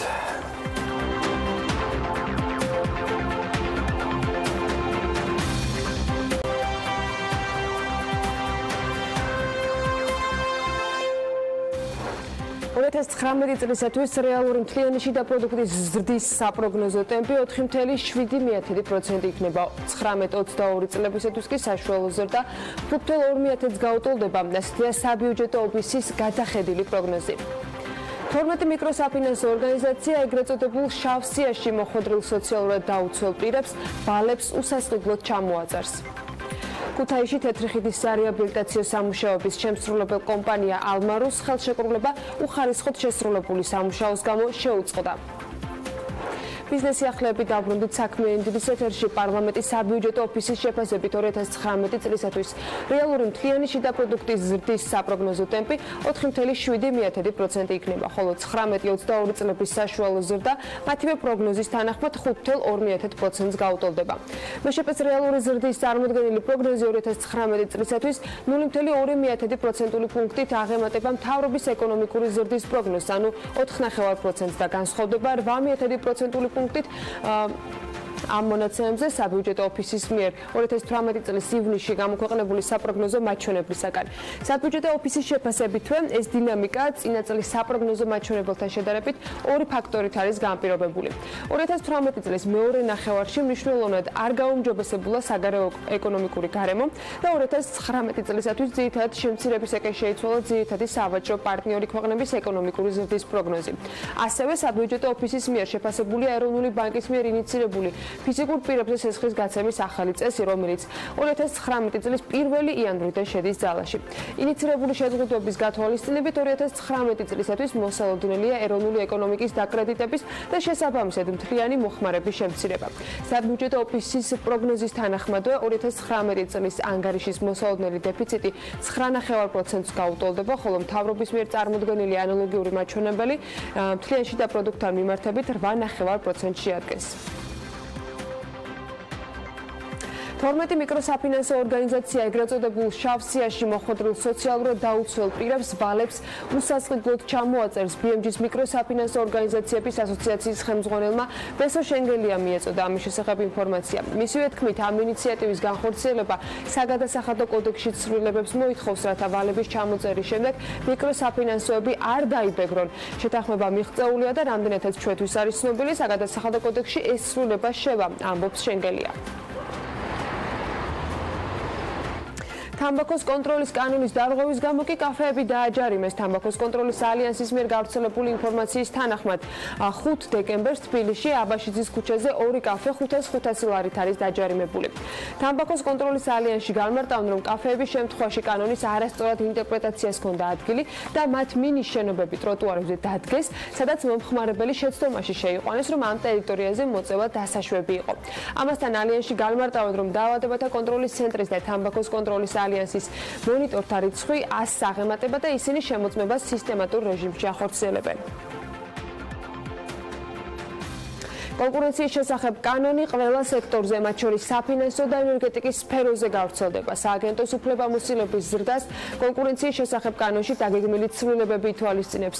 სააგენტოს ხელმძღვანელი ნოდარ ხადური ამბობს, რომ კონკურენციის სააგენტოს მარეგულირებელი კომისიების მსგავსად საბჭო ხელმძღვანელებს და გაიზრდება უწყების ანგარიშ ვალდებულება საქართველოს პარლამენტის წინაშე. მისივე თქმით, სააგენტოს საქმიანობის ყველაზე დიდი პრობლემა საკანონმდებლო ხარვეს უკავშირდება. საქმე ის არის, რომ დღეს კერძო კომპანიები და ბიზნესი ვალდებული არ არის კონკურენციის სააგენტოს მისთვის საინტერესო ნებისმიერი ინფორმაცია მიაწოდოს, რაც ხშირად მისივე განმარტებით საქმის სიღრმისეულ შესწავლას ხელს უშლის. ამიტომაც ნოდარ ხადური ამბობს, რომ სავალდებულო გახდება კომპანიების მხრიდან სააგენტოსთვის სრულყოფილი ინფორმაციის მიწოდება.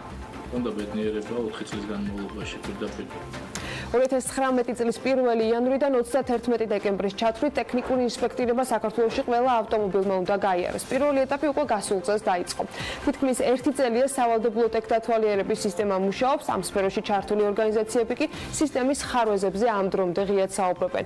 საქართველოს ალიანსი უსაფრთხო გზებისთვის რეფორმის მონიტორინგის შუალედურ ანგარიშს წარადგენს, სადაც ისინი ისეთი ტიპის დარღვევებზე მიანიშნებენ, როგორიც მაგალითად ქრთამის შეთავაზების ფაქტებია. ეკავალიაშვილი განმარტავს, რომ ტექდათვალიერების პროცესში ხარვეზებია და ეს ხარვეზები უმეტესად თავად რეფორმის მართვის და მონიტორინგის პროცესს ეხება. დღეს ხვდებით ჩვენ მაინც პრეცედენტებს, როდესაც მძღოლები თავიანთი ჩარევით და გარკვეული манипуляციებით გაატარებენ ტექინსპექტირებას ავტომობილს და მეორე მესამე დღეს კვლავ რჩებიან დამაბინძურებლად. არსებობს ნაცნობობით ასეთი რაღაცეების გაკეთება, იგივე საბურავების ნათხოვრობა ან ქირაობა, არსებობს გარკვეული მინარევების მეშვეობით გამონაბოლქვის შემცირება. აი ესენი არის ყველაფერი ის ინფორმაცია, რაც არსებობს და დიდი ეჭვი არის, რომ ეს კეთდება. ალიანსის გამგეობის თავმჯდომარე ჩვენთან საუბარში ამბობს, რომ თუ ხარვეზები დროულად არ აღმოიფხვრება, ტექდათვალიერებას მაშინ შედეგი არ ექნება.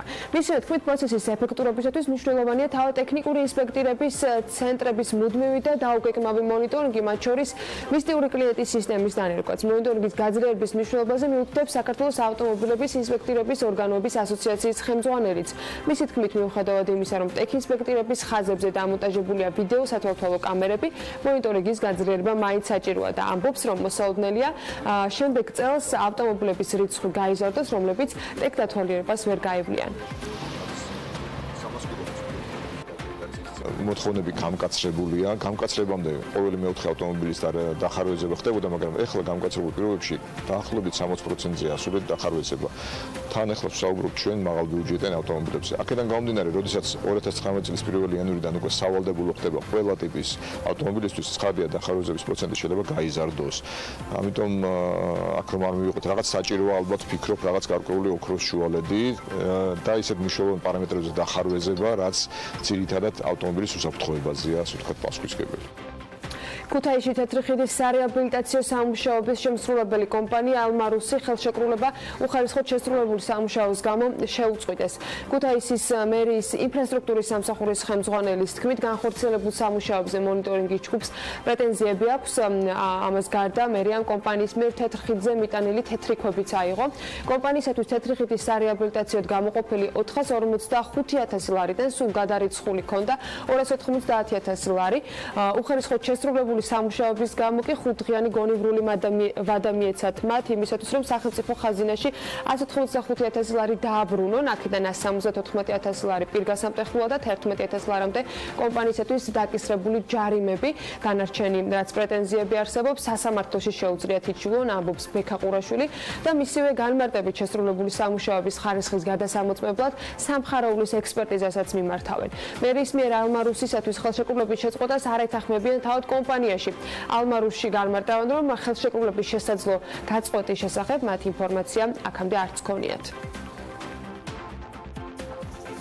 სოციალური მომსახურების სააგენტოს ორგანიზებით კი 7 დეკემბერს თელავში დასაქმების ფორუმი გაიმართება. სულ რამდენიმე საათში ისტორიულ მუზეუმში დაიწყება ეს ღონისძიება და ორგანიზატორები ამბობენ, რომ ამ ფორუმზე წარმოდგენილი იქნება 30-ზე მეტი მსხვილი კომპანია, რომელიც დასაქმების მსურველებს 1000-ზე მეტ ვაკანსიას გააცნობს. ფორუმის ფარგლებში დასაქმების მსურველებს ექნებათ ასევე შესაძლებლობა, რომ პირადად შეხვდნენ დამსაქმებლებს და მათ გაესაუბრონ. ევროპაში გაყიდული ნაძვის ხეების 90%-ზე მეტი ქართული წარმოების არის. ამასთან დაკავშირებით საერთაშორისო ორგანიზაცია Fair Trade-ის ნიშნის ქვეშ მყოფი კომპანია Fair Trade-ის ადგილობრივი მენეჯერი ჟანა ბაბუნაშვილი საუბრობს. ის აღნიშნავს, რომ ქართული ღვინის შემდეგ ევროპაში არც ერთ ქართულ პროდუქტს ისეთი გამოხმაურება არ ქონია, როგორიც მაგალითად ქართული წარმოშობის ნაძვის ხეებს. ის აღნიშნავს იმასაც, რომ ნაძვის ხის ფასი საშუალოდ 25-დან 100 ევრომდე მერყეობს. მისივე თქმით, ნაძვების წარმოშობის ისტორიით დასავლური მედია განსაკუთრებით დაინტერესდა. ნაძვის ხეების გაზრდა საქართველოსთან გატანილი თესლით ხდება. ახალი წლის მოახლოებასთან ერთად განსაკუთრებულად ორიგინალური საჩუქრების მაძიებლების რიცხვი კი პიკს აღწევს თანდათან. თუ იდუმალ სანტას თამაშით ჩაებმებით, თქვენაერ მონდომებულ შერლოკებს კიდევ უფრო მარტივად ამოიცნობთ. ზოგჯერ მონდომება შერლოკ ჰომსობა და ყველაზე კრეატიული აზროვნებაც კი უძლურია დროსთან, რომელიც ძვირფასი ადამიანისთვის საჩუქრის მოსაძებნად ძალიან რთული გამოსანახია. ამ პრობლემის გადაწყვეტა საქართველოს ბანკმა შარშან ონლაინ პლატფორმით დაიწყო. არც წლევანდელი წელია გამონაკლისი და ვებგვერდი აჩუქე ქართული წერტილი მომხმარებლებს ქართული კომპანიების კატალოგებს ერთ სივრცეში სთავაზობს, რაც საჩუქრების არჩევის პროცესს კიდევ უფრო ამარტივებს. პროექტი კი ადგილობრივი ბიზნესის ახალისებას ემსახურება.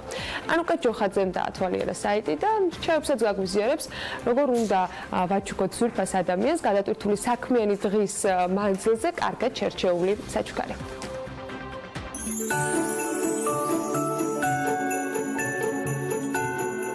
დეკემბერი დადგება თუ არა, მაშინვე გრძნობ, რომ ახალი წელი ახლოვდება. ირთვება თბილისის ქუჩები და იწყება სამზადისი წლის ყველაზე ჯადოსნური დღესასწაულისთვის. ემზადებიან კომპანიები და იდუმალი სანტებიც, რომლებიც მთელი თვის განმავლობაში თავისი ადრესატის სურვილების ასრულებაზე ფიქრობენ. საქმიანი სანტებისთვის ამ პროცესის გამარტივებას კი საქართველოს ბანკი უკვე მეორე წელი ახერხებს და ცდილობს ამ ყველაფერში ადგილობრივ ბიზნესს განსაკუთრებული როლი მიანიჭოს. ონლაინ პლატფორმაზე აჩუქე ქართული ჯი, ქართული კომპანიების პროდუქციის ფართო ასორტიმენტს შეხვდებით. სადაც თქვენთვის სასურველი საჩუქრის არჩევა ნამდვილად არ გაგიჭირდებათ. ვფიქრობთ, რომ ეს ძალიან მნიშვნელოვანი ინიციატივაა, რადგან ამ პლატფორმიდან გამომდინარე მათ შესაძლებლობა აქვთ მთელ სრულიად საქართველოს გააცნონ თავიანთი პროდუქცია. გასულ წელს 500-ზე მეტი ბიზნესი დარეგისტრირდა აღნიშნულ პლატფორმაზე, რაც ყველაზე მნიშვნელოვანია. პლატფორმა წელსაც ფუნქციონირებს და როდესაც დაიწყება უკვე საქართველოს ბანკის ჯადოსნური პროექტი Secret Santa, იქ დარეგისტრირებულ ადამიანებს, ანუ სანტებს შესაძლებლობა ექნებათ აარჩიონ სწორედ აჩუქე ქართულის პლატფორმიდან საჩუქრები და თავიანთ ადრესატებს აჩუქონ, რაც შეიძლება მეტი ქართული საჩუქარი.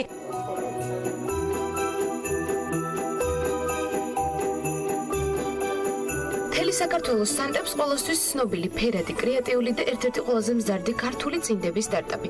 ალტერსოქსიც ეხმარება. აჩუქე ქართული ჯიზე ალტერსოქსის განსხვავებულ წინდებსაც შეხვდებით, რომელიც უყვართ როგორც საქართველოში, ისე უცხოეთში. ვფიქრობ, რომ ქართული ბიზნესებისთვის ძალიან დიდი მნიშვნელობა აქვს ესეთი პლატფორმების არსებობას, იმიტომ რომ აქტიურად საახალწლოდ ჩვენ კომპანიებს და მომხმარებელს, რომლებიც საჩუქრებს ეძებენ, აკავშირებენ ერთმანეთს. ანუ ფაქტიურად მომხმარებლის სურვილებს ჩვენ ვიგებთ რასურს მათ და შემდეგ უკვე შარშან უკვე გავიგეთ თქვა სიტყვაზე რომ ყველაზე მეტად რა სიტყვები იყო ეს თქვა მოთხოვნადი, სადაც შემდეგ უკვე წენებშიც რაღაცნაირად გაგვითვალისწინებინა და კარგი არის ის რომ რეალურად შეუძლია ადამიანს აჩუქოს უცნობ ადამიანს მის სურვილის მიხედვით საჩუქარი და ეს პლატფორმა არის კარგი იმისთვის რომ აკავშირებს ფაქტიურად ბიზნესს და მომხმარებელს ერთმანეთთან. ეს ციფრული მარკეტინგული სააგენტო რედბერია. სწორედ აქ მომუშავე კრეატიული ჯგუფია ავტორი წამოწყებისა, რომელსაც საქართველოს ბანკი თავიანთ მომხმარებლებს თავაზობს. წინა საახალწლო სამზადისი აქაც იგრძნობა. როგორც კომპანიაში გუყობიან აჩუქე ქართული ჯი ბიზნეს საშუალებას აძლევს გაარკვიონ, რომელ პროდუქტზეა განსაკუთრებული მოთხოვნა და შემდეგ თავიანთი მომხმარებლების სურვილების ასრულებაზე ისრუნან. ჩვენ უკვე მესამე წელია ყოველწლიურად ასევე JWT მეტროსთან საქართველოს ბანკთან ერთად ვაკეთებთ საქვეყნო სიქრით რომელიც ეხლაც ცოტა ხანში დაიწყება რამდენიმე დღეში და Secret Santa-ში ჩართული 100,000-ობით უკვე შეიძლება ითქვას ადამიანისთვის გვინდოდა მიგვეცა საშუალება ერთის მხრივ რომ მათ ქართული პროდუქტები შეეძინათ საახალწლოდ, საჩუქრად. მეორეს მხრივ კი ქართული ბიზნესებისთვის ეს იყო დიდი შესაძლებლობა რომ ამ პლატფორმასთან Secret Santa-სთან მათი ინტეგრაცია მომხდარიყო.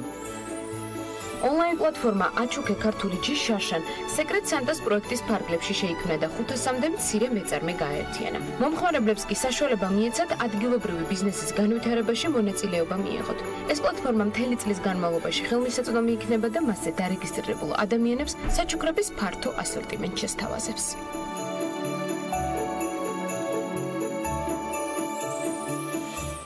შემოვუერთდით დღევანდელ ეთერს და მივესალმები მაყურებელს და საუბარს კიბერუსაფრთხოების მნიშვნელობაზე დავიწყებ, რომელიც დღეს მსოფლიოსთვის უდიდესი გამოწვევაა. განვითარებასთან პირდაპირ პროპორციულად კიბერდანაშაულის და საფრთხების რისკები ყველა ქვეყანაში ერთიანად იზრდება.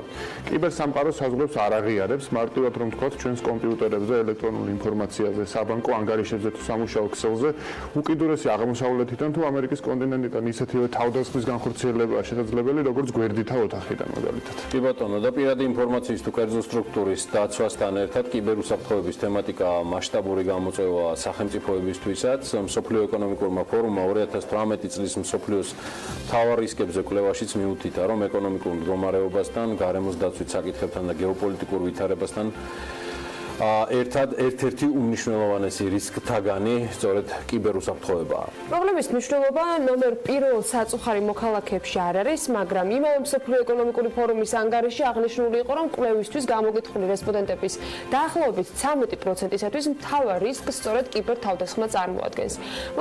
მოკლედ კიბერუსაფრთხოება ნამდვილად დიდი გამოწვევაა საქართველოსთვის, ისევე როგორც დანარჩენი მსოფლიოსთვის და ამ კუთხით ბევრი გვაქვს სამუშაო. ერთგვარად რისკების გადაზღვის ნაწილია კიბერსავარჯიშო საჯარო და კერძო ორგანიზაციების წარმომადგენლებისათვის, რომელიც იუსტიციის სამინისტრომ უკვე მეხუთედ ჩაატარა და რომლის მიზანიც კიბერშეტევების კრიზისული სიტუაციებისათვის ინფორმაციული ტექნოლოგიების სპეციალისტების მომზადება გახლავთ.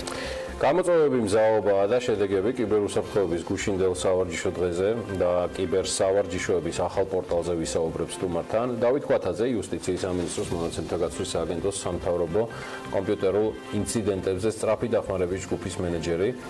შემოვუერთდა საქმიანი დილის სტუდიას. დილამშვიდობის. მივესალმებით თქვენ ტელემაყურებელს. დიდი მადლობა მოწვევისთვის. ძალიან დიდია და ბევრს მოიცავს, მაგრამ თქვენი ფუნქცია და მოვალეობიდან გამომდინარე, გუშინდელ დღეზე პირდაპირ გითხავთ, რას უძღვებით, ანუ რას წარმოადგენს კიბერუსაფრთხოებასთან დაკავშირებული პრობლემა და როგორ შეიძლება მისი წინასწარი, ვთქვათ, რაიმე ფორმით მართვა.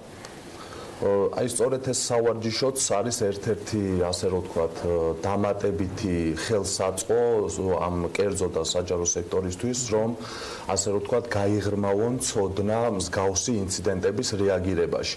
და საერთოდ კიბერუსაფრთხოებაში ერთ-ერთი მნიშვნელოვანი ასე რომ ვთქვათ როლი უჭირავს თვითონ ურთიერთობას და კომუნიკაციას საჯარო და კერძო სექტორში. და სწორედ ეს საშუალება აღრმავებს საჯარო და კერძო სექტორის პარტნიორობას კიბერუსაფრთხოების სივრცეში. აი ერთ დღეში როგორ შეიძლება რომ ტრენინგით ან რა ფორმით შეიძლება რომ რა ის ძირითადი ვთქვათ თვისებები ან უნარები შეიძლება ადამიანს ამ ვარჯიშისას გაანუვითარდეს, რომელიც იგივე ამ პრობლემების წინაშე დამდგარი ვთქვათ საზოგადოების თანამშრომლობის ერთი გუნდის ვთქვათ ერთიანობით შეიძლება რომ უფრო მინიმიზებული იყოს პრობლემები. პირველ რიგში აღნიშნავ, ეს არ არის ტრეინინგი, ეს არის რეალური სავარჯიშოები, რეალურ კიბერინციდენტებზე. რეალურ კიბერინციდენტებზე დაფუძნებული და ყველა ეს სავარჯიშო 2015 წლიდან არის ჩვენს სააგენტოს შექმნილი და არის უნიკალური. მსგავსი ტიპის.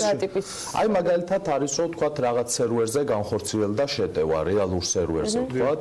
იქედან უკვე თვითონ მონაწილეს აქვს საშუალება დაადგინოს, გაანალიზოს ეს log files უწოდებენ ამას, გაანალიზოს რომელი თქვათ IP მისამართიდან ხდებოდა შეტევა თქვათ, რომელი ხელსაწყო გამოიყენა კონკრეტულად, რომელი კიბერშეტევის ვექტორით დააზიანა ის კონკრეტული სერვერი და ასე შემდეგ. სავარჯიშოები გვაქვს კატეგორიების მიხედვით დაყოფილი, გვაქვს როგორც ეს რაც ვახსენე, log file-ის ანალიზი, კრიპტოგრაფია, ქსელური ნაკადის ანალიზი და ასე შემდეგ.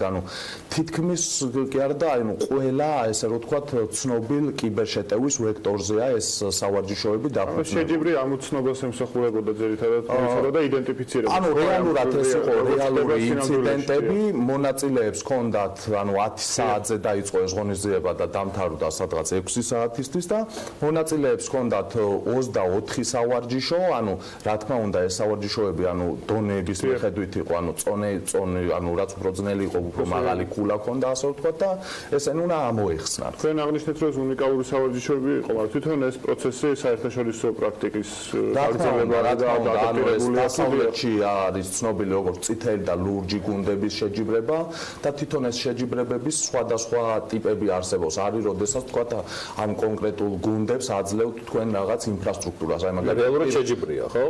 რეალურად შეჯიბრი არის, მაგრამ ჩვენ ეს გუნდები, ასე ვთქვათ, ყველა გუნდმა იცის მხოლოდ და მხოლოდ თავისი ქულა. სხვა გუნდის ქულებს ვერ ხედავთ. არა, არ ვასაჯაროებთ, რადგან არ გვინდა რომ რაღაც შეიძლება რომელიმე დაიჩაგროს, იმიტომ რომ არ არის სამწუხაროდ ყველა ორგანიზაციაში ამ ეტაპზე არ ყავთ კიბერუსაფრთხოების სპეციალისტი და ბევრი ორგანიზაციიდან მოდიან ქსელის ადმინისტრატორები, სისტემური ადმინისტრატორები, პროგრამისტები და შესაბამისად არათანაბარი ბრძოლა იქნება, იმიტომ რომ ზოგ ორგანიზაციას შეიძლება ყავდეს გავსი ასე რომ ვთქვათ სპეციალისტი, ზოგს შეიძლება არ ყავდეს. ეს იყო მეხუთე გუშინ. წინა ამ ტრეინინგს დავარქვი იყოს თუნდაც რა ვიცი საცდელი თქვათ რაღაც პრაქტიკა, რა შედეგები მიიღეთ? იმედია რომ თავდასხმის მსხვერპლი არ გავხდეთ, მაგრამ რა საუმჯობესებს რეალურად წინა 4-ის შედეგი როგორი არის? ჩვენი მიზანი არის რომ თვითონ აი სფერო რაცაც ვაწვდით ამ პიროვნებებს სასავარჯიშოებიც არის რაც ვახსენე ეს კრიპტოგრაფია, ქსელური ნაკადის ანალიზი, log file-ების ანალიზი, ამაში გაიღრმავონ ცოდნა. მაგრამ აქ არის ერთი ასე რომ ვთქვათ მომენტი რომ დავარქვა, ერთ დღეში ამ ყველაფერს რა თქმა უნდა ვერ ისწავლის ადამიანი და ვერ აითვისებს მარტივად და სწორედ ამიტომ ჩვენ 26 ნოემბერს გავაკეთეთ ახალი პორტალი, რომელიც არის უნიკალური რეგიონში და ყველა სტუდენტს, საჯარო მოხელეს კერძო სექტორიდან, ვინც იქნება დაინტერესება, შეუძლია დარეგისტრირდნენ ამ პორტალზე, ეს არის სრულიად უფასო და მიიღონ ცოდნა. იქ უკვე თვითონ კონკრეტულად აი ამ სავარჯიშოების ამოხსნაც არის, დეტალურად თავის სურათებით, როგორ უნდა ამოხსნას, რა ხელსაწყოები გამოიყენოს და იუსტიციის სამინისტროს ვებგვერდიდან გადავლენ ამ პორტალზე თუ დიახ, Facebook გვერდიც არის, ამ პორტალს ქვია cyber-lab.tech-ი, რეგისტრაცია არის ძალიან მარტივი, ამ ეტაპზე ტესტირების რეჟიმში გვაქვს გაშვებული, უკვე სადღაც 150-მდე ასე რომ ვთქვათ სტუდენტი და ასე ვთქვათ ორგანიზაციების თანამშრომლები დარეგისტრირდნენ და საკმაოდ ისეთი მოწონება არის, როგორც წერენ Facebook-ზე.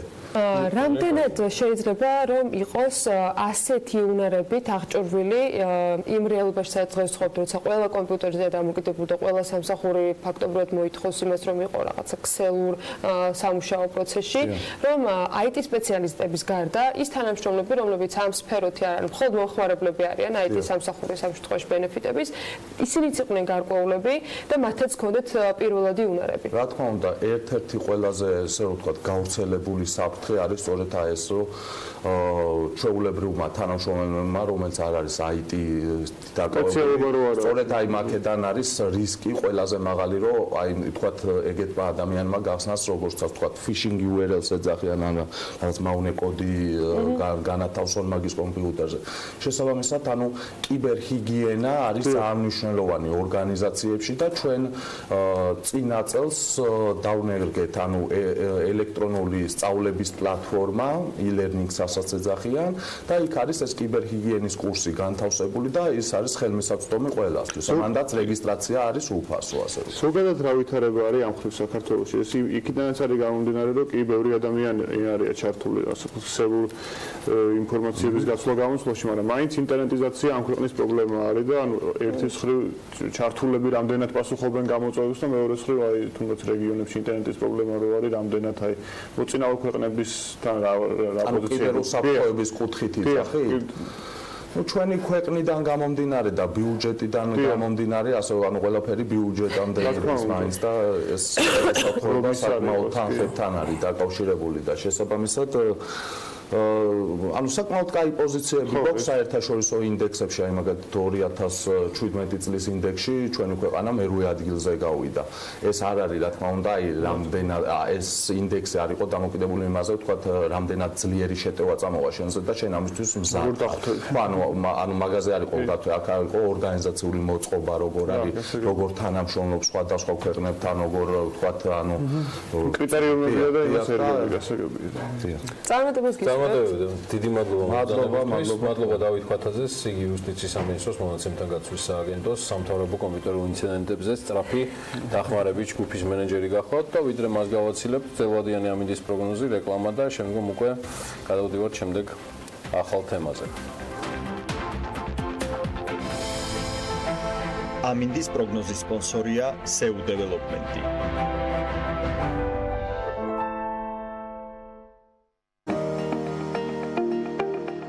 ამინდის პროგნოზის სპონსორია სადაზღვევო კომპანია უნისონი.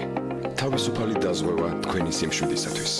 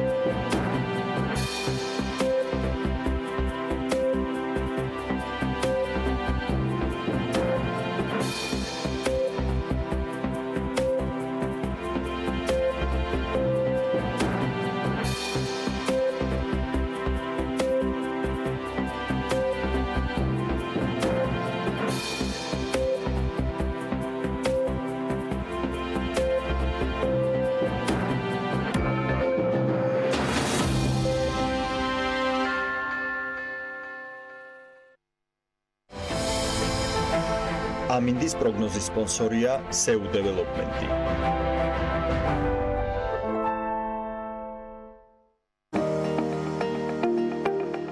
ამინდის პროგნოზის სპონსორია სადაზღვევო კომპანია უნისონი. თავისუფალი დაზღვევა თქვენი სიმშვიდისათვის.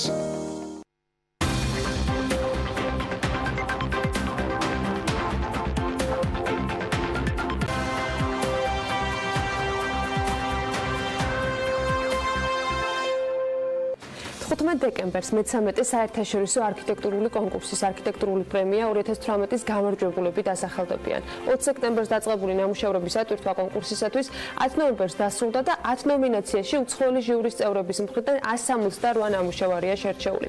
მათგან კიდევ განსაკუთრებულებს რამდენიმე დღეში გაგვეცნობენ. დღეს სტუდიაში ის ადამიანები მოვიწვიეთ, ვინც დარწმუნებული ვარ, ჩემზე მეტად ელოდებიან 15 დეკემბერს და ამის მიზეზიც მალე მიხვდებით.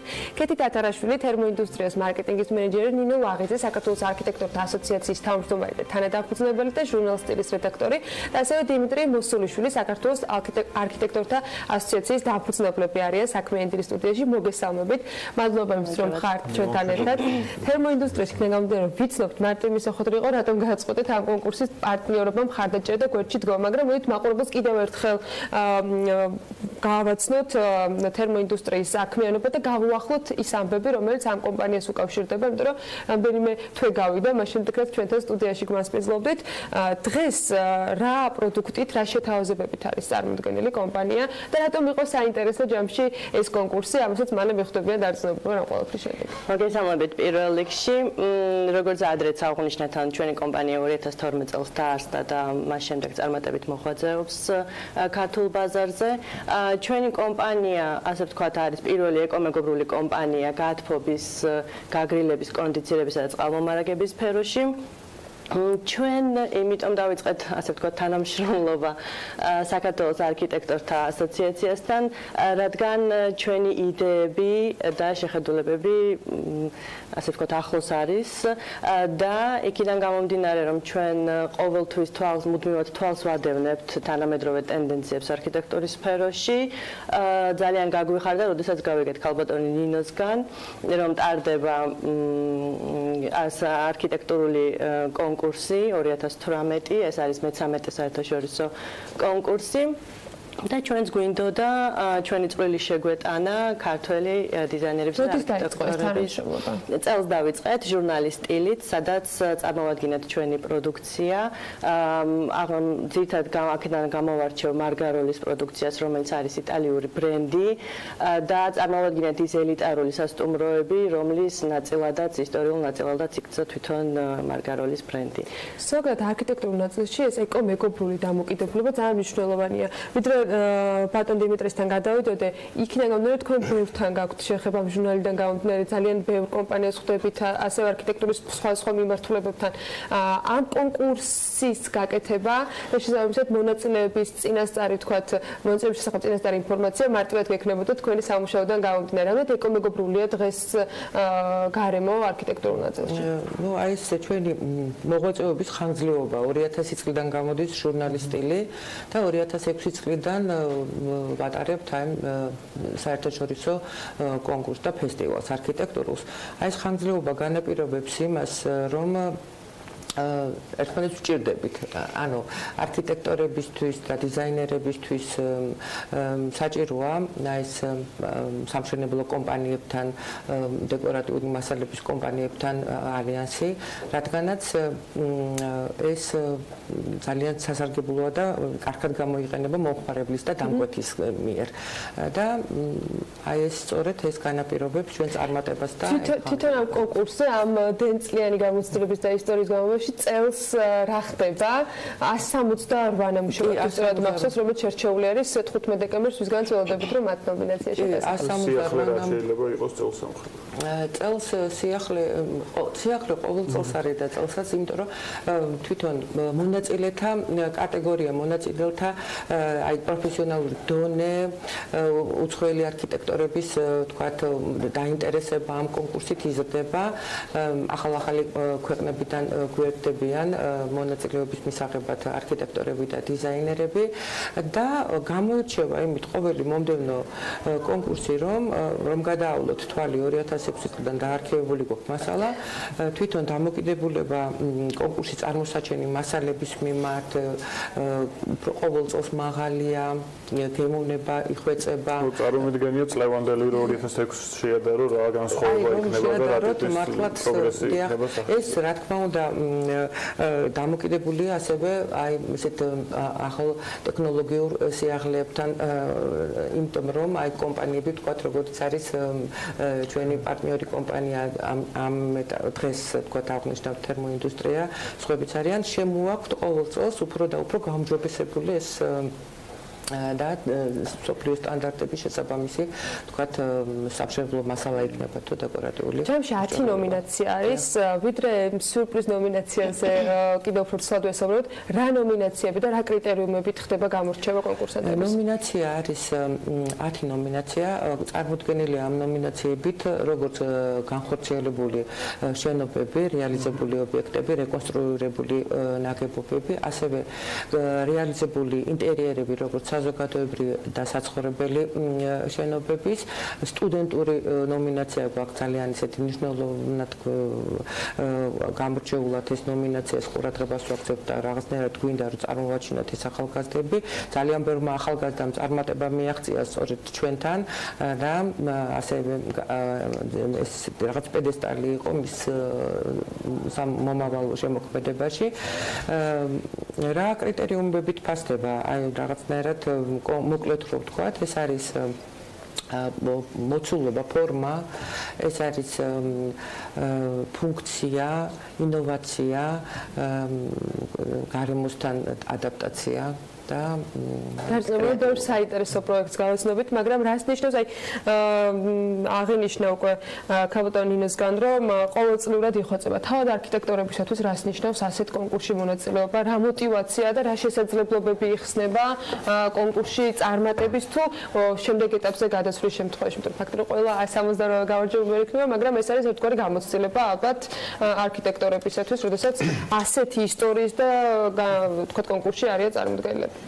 შემოქმედებითი ადამიანისთვის ალბათ მნიშვნელოვანია, რომ მის მიერ შექმნილი რამე ნამუშევარი ნახოს საზოგადოებამ გარკვეულწილად. მით უმეტეს თუ ისთვის რომ წარმატებული ნამუშევარი იყო.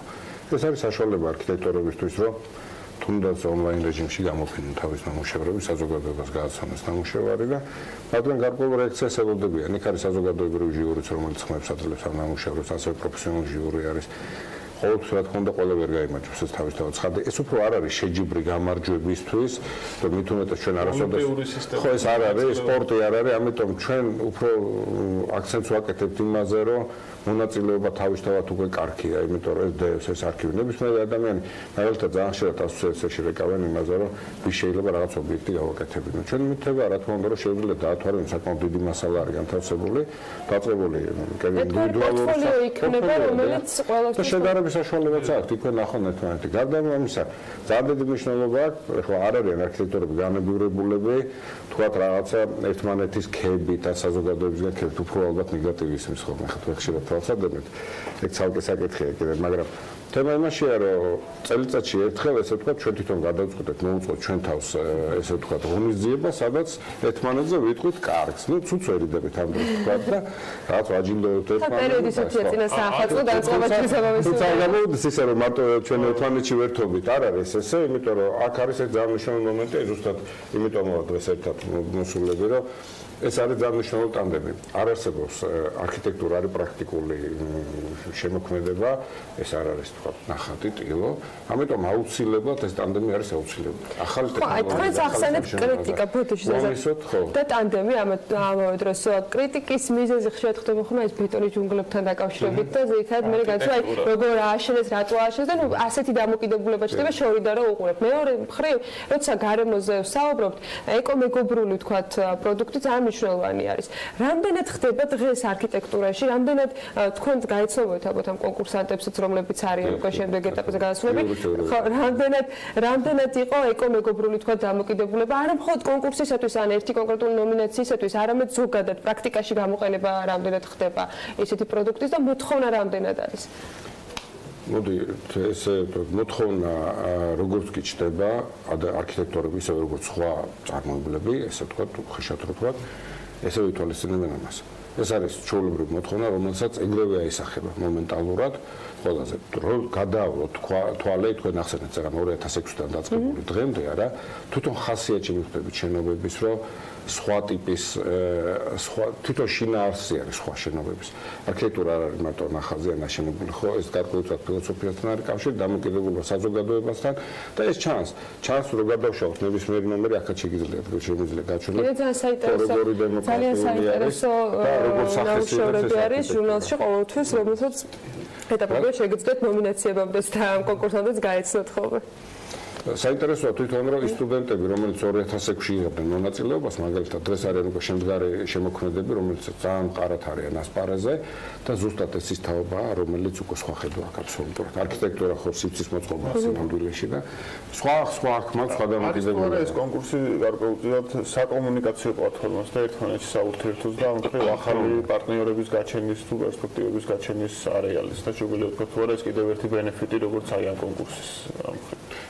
ერთ-ერთი რა თქმა უნდა არც ნაკლებად მნიშვნელოვანი კომპონენტი მთელი ამ ღონისძიების არის რაც თქვენ ძანეთ, იმიტომ რომ წარმოვიდგინეთ რომ სისტემა სადაც თუნდაც ის თქვათ რომ ერთმანეთთან კომუნიკაცია ძალიან ჭირს დღეს, ეგეთი ინსტიტუტები აღარ არსებობს, სოციალურ სადაც არქიტექტორები იქნებებოდნენ.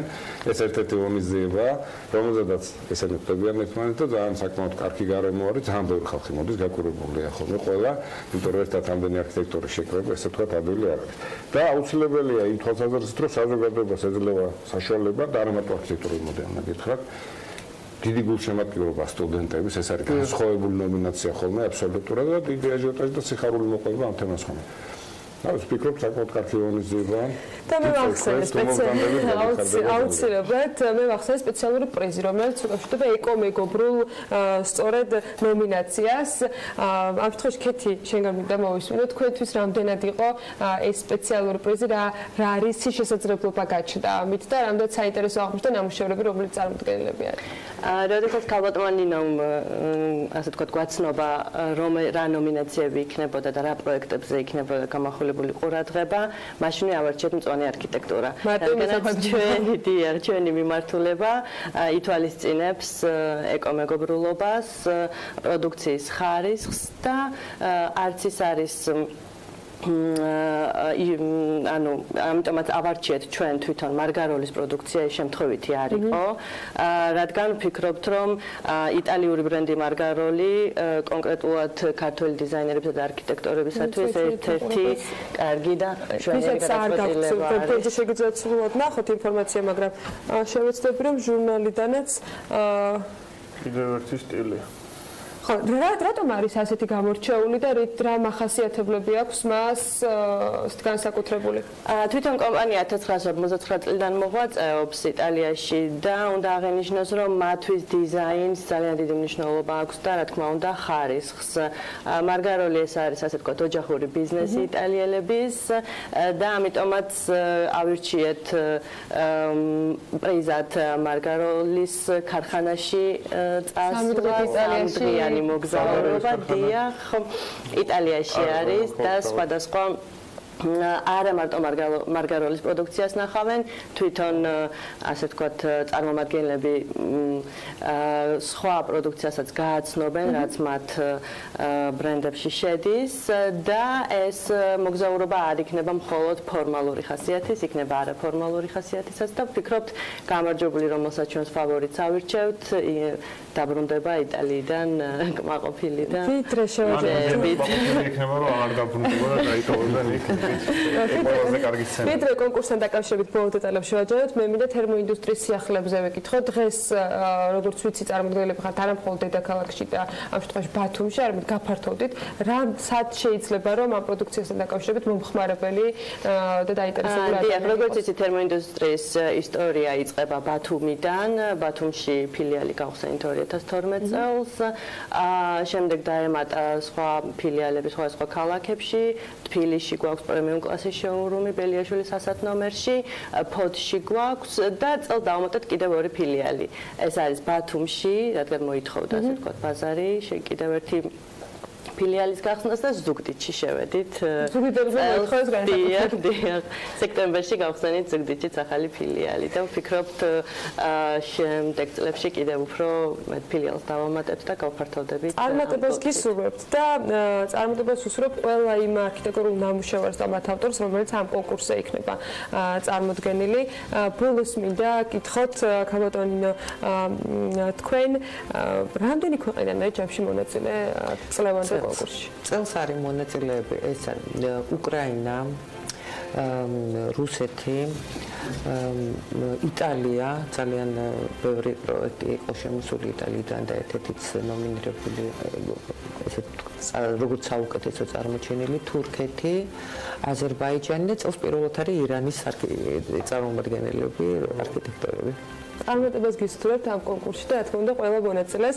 მე მგონი გვექნება შესაძლებლობა რომ გავიგოთ ვინ იქნებიან გამარჯვებული მათ ნომინაციაში, რომელიც ამ კონკურსის ფარგლებში დასახელდებიან. მადლობა სტუმრობისათვის კეთი თათარაშვილს, თერმოინდუსტრიის მარკეტინგის მენეჯერს, ნინო ლაღიძეს, საქართველოს არქიტექტორთა ასოციაციის თავმჯდომარეს და თანადამფუძნებელს, ის ასევე ჟურნალ სტილის რედაქტორი გახლავთ და დიმიტრი მოსულიშვილს, საქართველოს არქიტექტორთა ასოციაციის თანადამფუძნებელს. არქიტექტორთან არანაირ კავშირში არ არის, მაგრამ რადგან ბათუმი ვახსენეთ, მოდი ამას დავაკავშიროთ. საქართველოში 700-მდე აკვაკულტურის მეურნეობაა და ამ ინფორმაციას საქსტატი ავრცელებს, რომელმაც ასეთი კვლევა პირველად ჩაატარა. გამოკვლევას ექვემდებარებოდა შინამეურნეობები და ის იურიდიული პირები, რომელთაც 2017 წლის განმავლობაში აკვაკულტურის საქმიანობა დაიწყეს. გამოკვლევის შედეგებზე სტატისტიკური მონაცემები ჩვენ დავაჯამეთ, გავაანალიზეთ და ერთ სიუჟეტში მოვუყარეთ მათ თავი და მოდით ნახოთ თათია ჩაფიჩაძის მიერ მომზადებული მონაცემები. 2017 წლის ბოლოსთვის საქართველოში 700-მდე აკვაკულტურის მეურნეობა იყო, რომლისთვისაც განკუთვნილი წყალსატევების ფართობი 4309 ჰექტარით განისაზღვრა, საიდანაც ტბორების ფართობებმა 2224.6, აუზების ფართობებმა 27.6, ხოლო წყალსაცავებისა და ბუნებრივი წყალსატევების ფართობებმა 2056.8 ჰექტარი შეადგინა. ტბორების ყველაზე დიდი ნაწილი კახეთში მდებარეობდა და საერთო ფართობი 1473.5 ჰექტარი იყო. ტბორების ფართობებმა სამეგრელო ზემო სვანეთში 476.2, იმერეთში 103.5, ხოლო დანარჩენ რეგიონებში ჯამურად 171.5 ჰექტარი შეადგინა. 2017 წლის ბოლო მდგომარეობით აუზების ყველაზე დიდი ნაწილი შიდა ქართლშია განთავსებული საერთო ფართობით 18.2 ჰექტარი. სამცხე-ჯავახეთში არსებული აუზების ფართობი შეადგენს 3.5 ჰექტარს, აჭარაში 1.8, გურიაში 1.7, ხოლო დანარჩენ რეგიონებში არსებული აუზების მთლიანი ფართობი 2.4 ჰექტარს არ აღემატება. 2017 წელს აკვაკულტურის მეურნეობებში წარმოებულია 2041.7 ტონა თევზი, საიდანაც 57% მიეკუთვნება ორაგულისებრთა ოჯახს, 38.5% კობრისებრთა, ხოლო 3.7% ზუთხისებრთა ოჯახს. 2017 წელს წარმოებული თევზის მიხედვით ლიდერობს კახეთის რეგიონი, რომელზეც მოდის საქართველოში წარმოებული თევზის 35.1%. სტრუქტურაში მეორე ადგილს იკავებს შიდა ქართლი, მესამე ადგილზეა გურიის რეგიონი, ხოლო დანარჩენ რეგიონებზე ჯამურად ქვეყანაში წარმოებული თევზის 24% მოდის. 2017 წელს საქართველოში 1 კილოგრამი ცისარტყალა კალმახის საშუალო წლიური ფასი 8.6 ლარით განისაზღვრა. კობრისა და სარკისებრი კობრის საშუალო ფასი 7.2 ლარი, ხოლო თეთრი ამურის საშუალო ფასი 5.7 ლარის ფარგლებში მერყეობდა.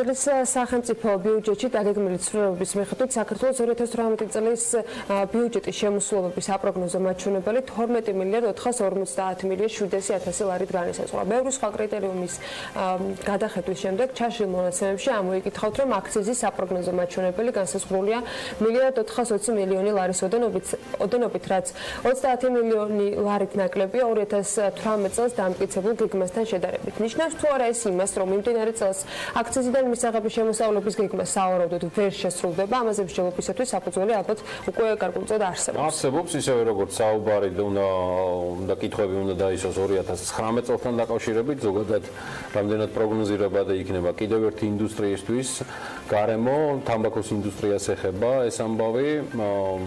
მასთან დაკავშირებით საინტერესო პროცესები მე დარწმუნებული 2019 წელსაც არ მოგვაკლდება, ასეა ეს ამბავი, ერთის მხრივ რეგულაციები, მეორეს მხრივ აქციზის განაკვეთი, რომელიც დიდი ალბათობით, ოღონდ ეს დადასტურებული ჯერ არ არის, ფილტრიანი და უფილტრო სიგარეტის შემთხვევაში დღევანდელისგან განსხვავებულად განისაზღვრება. ყოველ შემთხვევაში ჯერ წელიწადს არ ვაჯამებთ, მაგრამ აი ამ მიმდინარე საკითხებზე სწორედ British American Tobacco-ს კავკასიის და მოლდოვის დირექტორს ზვიას ხვიტარიძეს, იგი გახლავთ ამ კომპანიის იურიდიულ და კორპორატიულ საკითხებში დირექტორი, სწორედ ჩართვა და იგი თავაზიანად დაგვთანხმდა, თუ ორშტები აზერბაიჯანიდან გვერდება და ზვიად მოგესალმები დილამშვიდობის წარმატებულ დღეს გისურვებ და იმედია კავშირის კარგი არის და წყობრად ყველაფერი.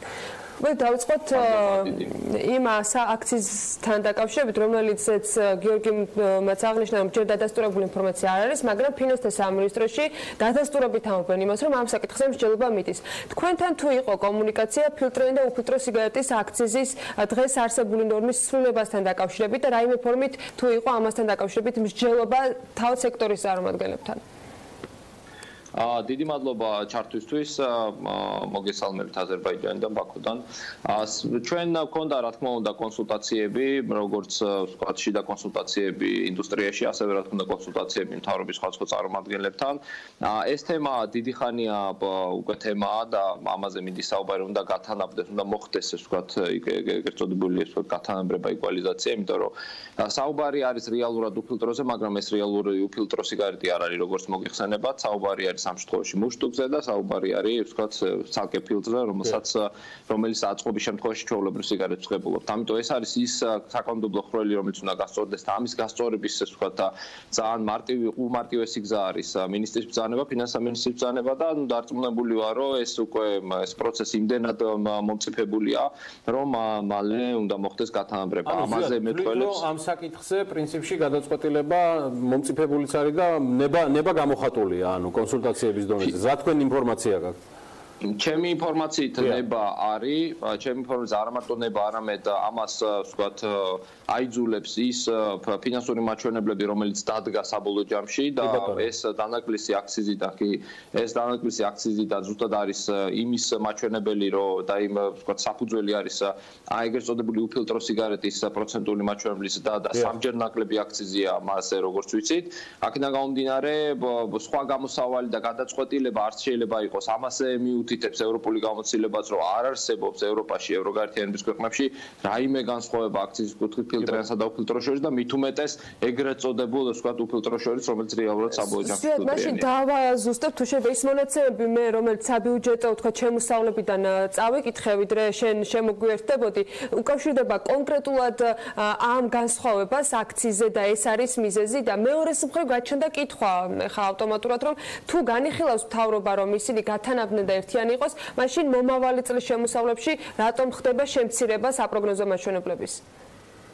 აქ არის ორი ნაწილად უნდა დავყოთ საკითხი. პირველი რა თქმა უნდა ის, რომ რამდენად ეს ვთქვათ გადაჭარბებულად ქონდა თუ არა შეხედულება აქციზის ვთქვათ უფრო მეტი რაოდენობით მიღების და ამ აქციზის ნაწილში მხოლოდ თაბაქო არ მგონია იყოს, ხო?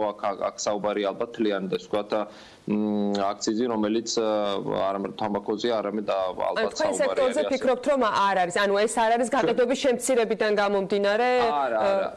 არა მგონია, აქ შეიძლება პატარა პროცენტი იყოს არალეგალური ვაჭრობის სხვადასხვა წილის გაზდის, პატარა პროცენტი, რომელიც საუბარი არის ალბათ 3 და 5%-მდე მაჩვენებელზე, რაც რა თქმა უნდა სამწუხარო რეალობა რო არის, იმიტომ რომ თუ გადავხედავთ რეგიონს, იქ დავინახავთ, რომ სომხეთში აქციზი გაცილებით დაბალია ვიდრე საქართველოში. სომხეთში აქციზი გაცილებით დაბალია ვიდრე საქართველოში და შესაბამისად შემოდინებები არის ძალიან ვთქვათ დიდი იყო, მაგრამ უნდა პირდაპირ თქვას შემოსავლების სამსახურის და ფინანსური პოლიციის ვთქვათ სასახელოდ რომ მათ გაართვეს თავი და ეს პროცენტული მაჩვენებელი 5%-ს არ გაცდა, რაც ძალიან კარგია, მაგრამ მეორეს მხრივ, რაც უნდა ვთქვათ გამოსწორდეს და რაც არის ვთქვათ საუბარი არის ის, რომ აქციზის ზრდა შემდეგი წლისთვის არ უნდა იყოს რადიკალური. და ამის მოლოდინი ჩვენ ორთავენ ვიცით რომ საჯარო სამსახური რა დონეზეც არ უნდა იყოს მობილიზებული თუ ისეთი დისბალანსი იქნება დაბეგვრაში და ეკონომიკური კატეგორიები ამ შემთხვევაში თუ დაუპირისპირდება აი ამ რა დავარქვა ადმინისტრაციულ რესურსს მოდი პირდაპირ ესე ვიტყვი ეს სხვადასხვა წონითი კატეგორიაა და ის მიღწევები რომელიც თქვენ აღნიშნეთ სომხეთთან დაკავშირებით რაც გასწიეს ჩვენმა ფისკალურმა სამსახურებმა შეიძლება უბრალოდ ვეღარ შეძლონ იმიტომ რომ ეს უბრალოდ გადასწონის ისე რომ აი ამ მე უკვე ტალღასავი წამოვა და ისეთი ცუნამი რომელსაც ვერ შეაჩერებს თუ გინდა გააოთხმაგონ პირადი შემადგენლობა აბსოლუტურად მართალი ხარ გიორგი, აბსოლუტურად გეთანხმები, ისეთი ქვეყნები როგორიც არის მაგალითად თუნდაც დიდი ბრიტანეთი, რომელიც კუნძულია, წყალია გარშემო აი ამ ტერიტორიის გარშემო, ისინი ვერ აკონტროლებენ, ვთქვათ, არალეგალურ ვაჭრობას დახვედრით წილი 17%-დან 20%-მდე დღესდღეობით და ის რესურსები რაც მათ აქვთ, ისინი ვერ აკონტროლებენ. დავისთავოთ, მე დარწმუნებული ვარ, რომ თვითონ შიგნით ფინანსის სამინისტროს შემოსავლის სამსახურში ამის შესახებ მსჯელობენ და ამას უკავშირდება ასევე რა თქმა უნდა შემცირება ამ ნაწილსაც უკავშირდება შემცირება ზუსტად დაგეგმილი აქციზიდან დაგეგმილი შემოსავლების შემოსულობები შემდეგი წლისათვის. ერთი ნაწილი, პირველი ნაწილი რა თქმა უნდა ის რომ უნდა მოხდეს გათამამრება და ამაზე შეთანხმება უკვე არის და იმედია რომ არაფერი არ შეიცვლება ამ კუთხით და მალე მოხდება გათამამრება და მეორე ნაწილი აი რა თქმა უნდა ზუსტად აი ამ პოლიტიკას უკავშირდება რომ რა თქმა უნდა სადა რაღაც ეტაპამდე რესურსი გვაქვს იმისი რომ შევარჩევოთ მაგრამ რესურსი არც ერთ ვთქვათ განვითარებულ და მაღალ განვითარებულ ქვეყანას არ აქვს და აქედან გამომდინარე ალბათ ამასაც უკავშირდება რომ შემდეგ წელს აქციზი და შემდეგ წლისთვის აქციზი და თუ მოხდება უნდა მოხდეს აბსოლუტურად ვთქვათ ზომიერ ძალიან ვთქვათ ზომიერ ფარგლებში ისე რომ ის არ უნდა გამეორდეს რაც მოხდა რომ 50%-ით აქციზის ვთქვათ რადიკალური ზრდა 17 წლიდან მოლოდინები ამ ვთქვათ ზრდასთან დაკავშირებით როგორი გაქვთ თუ არის წინასწარ ინფორმაცია დაახლოებით რამდენით შეიძლება გაიზარდოს სამწუხაროდ ესე წინასწარ ინფორმაცია არ არის. მოლოდინი არ გვაქვს რომ აქციზი რადიკალურად გაიზრდება და იმედია რომ თვითონ მოლოდინში იქაც არ არის ამისი რომ ამას გააკეთებენ, რადგან ეს საერთო საქმეს როგორც ვთქვათ ბიზნეს ასევე თავისთავად ბიუჯეტს არტყავს, მაგრამ მე არ ფიქრობ რომ ვთქვათ რაიმე რადიკალურ ზრდაზე არის საუბარი. სამწუხაროდ კონკრეტულ ციფრს ვერ დავასახელებ. ჩვენ კერძო სექტორში ვართ და არც გვაქვს მაგისი ამ შემთხვევაში. ოღონდ ერთადერთი რაც დათქმას გავაკეთებდი ზვიადის ნათქვამთან ეს არა მხოლოდ არ უნდა იყოს დრამატული ზრდა, მე მგონია რომ ინდუსტრიამ უნდა იცოდეს დროში გაწერილად ის შესაძლო ცვლილება, რათა ელემენტარულად გადააწყოს ბიუჯეტები, რომელიც ამ დროისთვის უკვე კარგახანია ამ კომპანიებს დამტკიცებული აქვს, რადგან ესენი სრულიად განსხვავებული თამაშის წესებით და აღრიცხვის წესებით მოქმედებენ. აბსოლუტურად გეთანხმები გიორგი, ერთ სიტყვას ვიტყვი, რომ ძალიან კარგი რა ვთქვი, აქ ჩვენ უნდა გქონდეს განჭრეტადობა და ბიზნესში ჭირდება განჭრეტადობა. აქ რაც გვაკლია სახელმწიფოს მხრიდან და ფინანსის სამინისტროს მხრიდან არის ვთქვათ ეგრეთ წოდებული roadmap-ი, ანუ გზამკვლევი მინიმუმ 3 წელიწადზე, რომ ჩვენ მაინც ვიცოდეთ შემდეგი 3 წლის განმავლობაში როგორ გაიზრდება აქციზი თუ გაიზრდება. ამიტომ ამ მხრივ მიდის მუშაობა იგივე დანარჩენ ყველა ქვეყანას, იგივე მოლდოვას, რამოს რეგიონს ხარ, მოლდოვას, სომხეთს, აღარ ვლაპარაკობ სხვა ქვეყნებს, უკვე ცალკე გაწერილია 3-4 წელიწადზე და ამიტომ მოლოდინი არის რომ იგივე გაკეთება. კარგი, ზუსტად ჩამოსვლისთანავე, როგორც კი და თუ გამოგვივიდა წლის ბოლომდე აუცილებლად უნდა შევაჯამოთ შედეგები ფელიციო ფერაზისთან, პირადად თქვენ გეოდებით სტუდიაში. BAT-ის ხმა ჩვენ გსურს რომ ისმოდეს მნიშვნელოვანი მოთამაშე და ერთ-ერთი გლობალური მოთამაშე, რომელიც საქართველოს ბაზარზეა წარმატებული ბიზნესი. 2019 იქნება თამბაქ. მადლობა ზვიად. 2019 ნამდვილად საინტერესო იქნება თამბაქოს ბიზნესისთვის, იმიტომ რომ ისინი ფაქტობრივად მთელი ამ დროის განმავლობაში ემზადებოდნენ იგივე შეფუთვასთან და სხვა რეგულაციებთან დაკავშირებით. ინდუსტრია რას ითხოვს ერთადერთს? ზარდეთო თუ გინდა. ვიცოდეთ. საქმის კურსი ჩაგვაყენეთ. ვიცოდეთ 3-4 წლის განმავლობაში რას გააკეთეთ. ის მოთხოვნა, რასაც მგონი მთელი სხვადასხვა სექტორები ბიზნესის ყველა ამას ამბობს, მე არ მინახავს, რაც ამ სტუდიაში ვარ, ვინმე სხვა რამე ეთქვას. სადგინა გადავიხდით, ვის უხარია ეს ამბავი, მაგრამ ინდუსტრიის მნიშვნელოვანი წარმომადგენლები ამბობენ, უბრალოდ ვიცოდეთ თამაშის წესები, თქვენ თუ ამას გეგმავთ და ნუ იქნება ეს უცხოეთ მეხივით ჩამოვარდნა. ხო, ნამდვილად საინტერესო იქნება წლის შეჯიბრება და სამომავლო გეგმებზე საუბარი, თუმცა დღეს კიდევ ერთი საკითხი გვაქვს, რომელიც ამ წინა საახალწლო და წლის მიწურულში ნამდვილად არანაკლებ საინტერესო არის მაყურებლისათვის. აიტექნიკში საახალწლო სამზადისი გახურდა, იჩუქე, ასე ქვია კამპანიას, რომელიც 9 დეკემბერს დაიწყება და მთელი თვის განმავლობაში გაგრძელდება. რას უნდა ელოდოს მომხმარებელი და როგორია კომპანიის წინა საახალწლო გეგმები? ამას რა თქმა უნდა მარიამ ადამია გვეტყვის, რომელიც აიტექნიკის მაღაზიაში წავიდა სტუდიიდან ჩართვის შემდეგ და სწორედ ახლა იქიდან შემოგვიერთდება. მარიამ, კიდევ ერთხელ დილამშვიდობისა. როგორ მავალი მარიში. კი. ანა, კიდევ ერთხელ დილამშვიდობისა, ჩვენ ვიმყოფებით როგორც შენახსენე, კომპანია Apple's ოფიციალურ წარმომადგენელ კომპანიაში აიტექნიკში, რომელიც უკვე წინა საახალწლო კამპანიას იწყებს, იჩუქე ასე ეწოდება კამპანიას, რომელიც ფარგლებშიც ნებისმიერ აიტექნიკის ფილიალში შეუძლია მოვიდეს მომხმარებელი და გადაცვალოს ძველი ნივთი ახლით. არ აქვს მნიშვნელობა ნივთი და თუ აქსესუარი იქნება დაზიანებული თუ გატეხილი, მას უფასოდ გადაუცვლიან აქ. გარდა ამისა, წინა საახალწლო საჩუქრებით საკმაოდ მრავალფეროვანი არის და გათამაშდება ყოველ კვირა დღეს, დაიწყება 9 დეკემბრიდან და ყოველ კვირა დღეს თვის ბოლომდე გაჩუქდება ახალი ნივთი. უფრო დეტალურად თუ რას გულისხმობს წინა საახალწლო აქცია და რა საჩუქრები თამაშდება კომპანიაში, უშუალოდ კომპანიის წარმომადგენლები გვეტყვიან. ოთო მღებრიშვილი და მარიამ პიკნაველიძე გვიერთდება პირდაპირ ეთერში. მარიამ, ოთო, დილამშვიდობისა. მადლობა რომ დილიდან ჩვენთან ერთად ხართ. მარიამ, პირველი კითხვით თქვენთან გათმოვალ, რას გულისხმობს იჩუქე და რა საჩუქრებზე არის საუბარი? გამარჯობათ, მოგესალმებით. აიტექნიკში დაიწყო კამპანია იჩუქე, რაც გულისხმობს იმას, რომ თქვენ შეგიძლიათ იჩუქოთ დეკემბრის ყოველ კვირა დღეს ყველაზე საჭირო აქსესუარები აიტექნიკისგან.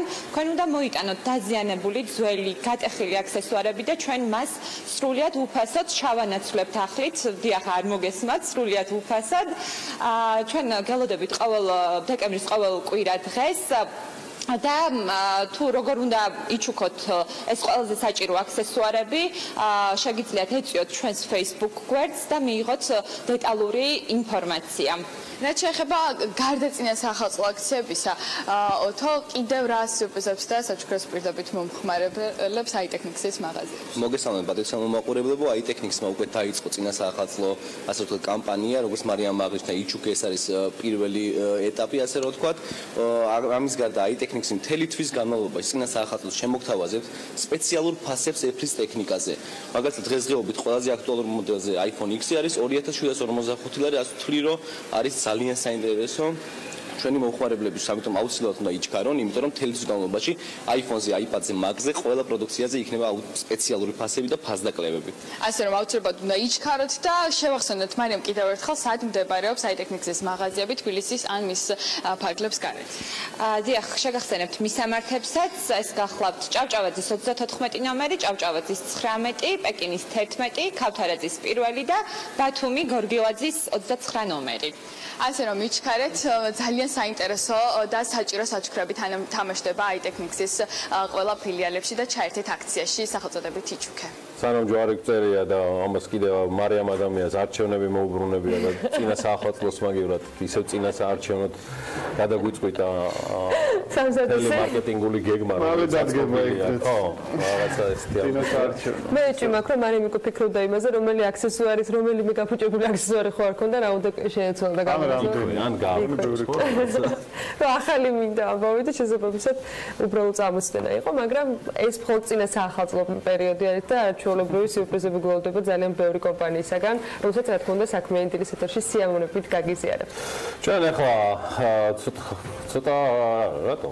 ან მოკლე პაუზაა იდეაში, სარეკლამო პაუზაზე გავდივართ, პირველს და BMG შემოსავლების ჭირდება და ვაგრძელებთ ტრადიციულ რუბრიკას, რომელსაც წლის ბოლოს თვის განსაკუთრებული დატვირთვა აქვს, როცა ბიზნეს ლიდერები BMG სტუდიაში იყრიან თავს, აფასებენ მიმდინარე მოვლენებს წლისა და შესაბამისად საუბრობენ გეგმებზე.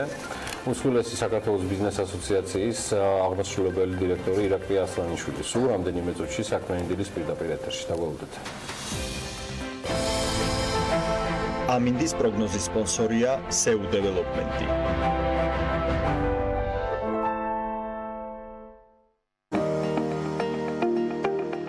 ამინდის პროგნოზის სპონსორია სადაზღვევო კომპანია უნისონი. თავისუფალი დაზღვევა თქვენი სიმშვიდისათვის.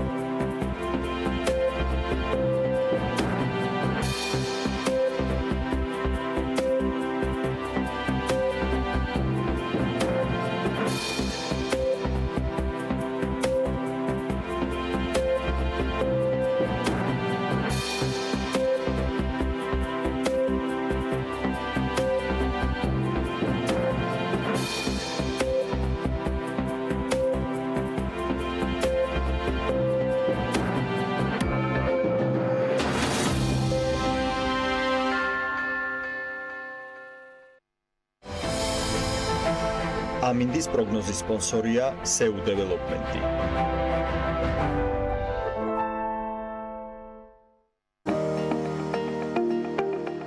ამინდის პროგნოზის სპონსორია სადაზღვევო კომპანია უნისონი. თავისუფალი დაზღვევა თქვენი სიმშვიდისათვის.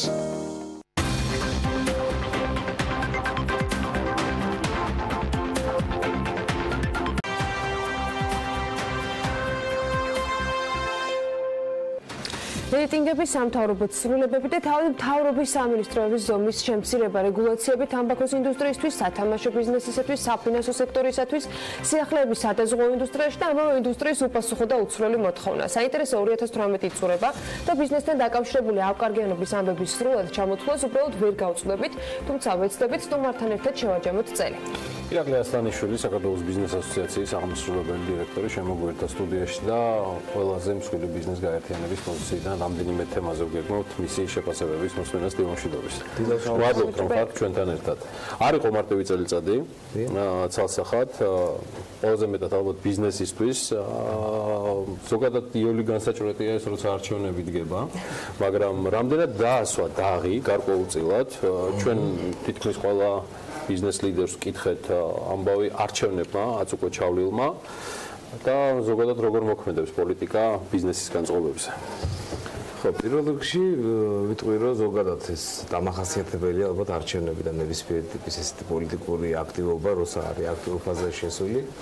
ალბათ ყველაფერზე მოქმედებს, მათ შორის ბიზნესზე, გარკვეულწილად ამ ქვეყნისთვის ჩვეულით, მაგრამ დასავლეთ ევროპის ქვეყნებისთვის უჩვეულოა, რომ ჩვენ გადავდივართ რაღაც მოლოდინის რეჟიმში, იქ პროცესები ისე ვითარდება, თითქოს იქ ესე ნაკლებად მოქმედებს ყოველ შემთხვევაში პოლიტიკური აქტივობა, ჩვენთან საჯარო სექტორის და კერძო სექტორიც გადადის რაღაც მოლოდინის რეჟიმში, ყველა ელოდება რა იქნება, როგორ იქნება, მაგრამ ნუ ყველა ერთად უნდა შევთანხმდეთ, რომ როგორც არ უნდა იყოს ამ შემთხვევაში ანუ პოლიტიკურ შეფასებას მე ვერ გავაკეთებ, მაგრამ საბოლოო ჯამში ყველაზე მნიშვნელოვანი არის ამ ქვეყნის სტაბილურობა, განვითარება და თქვა გრძელვადიანი შეთანხმებული მუშაობა კერძო სექტორსა და სახელმწიფოს შორის. ეხლა ბიზნეს ასოციაცია ამ შემთხვევაში სრულიად აპოლიტიკური ორგანიზაცია, ჩვენ ეხლა მუშაობთ ყველა ხელისუფლებასთან.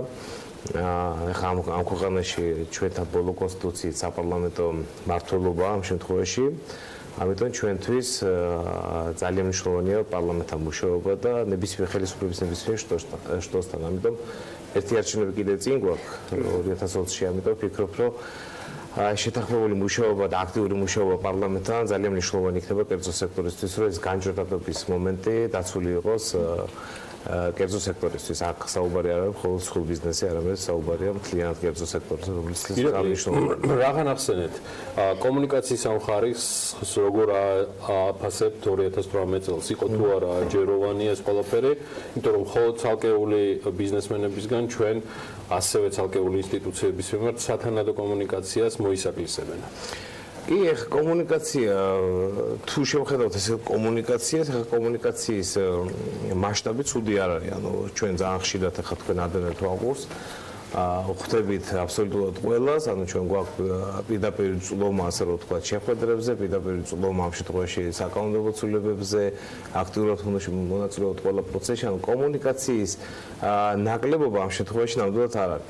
ახლა კომუნიკაციის ხარისხთან მიმართებაში, რა თქმა უნდა, შეიძლება იყოს, ასე ვთქვათ, კომუნიკაციას მე შედეგიც უნდა მოყვეს, ხო? ანუ ორივე მხარესთვის უნდა გაითვალისწინონ, ან შესაბამისად გარკვეულ საკითხებში ვერ ხდება. ასევე რამდენად დროულია ეს კომუნიკაცია და ამაზეც ხშირად ჩივიან, ხო?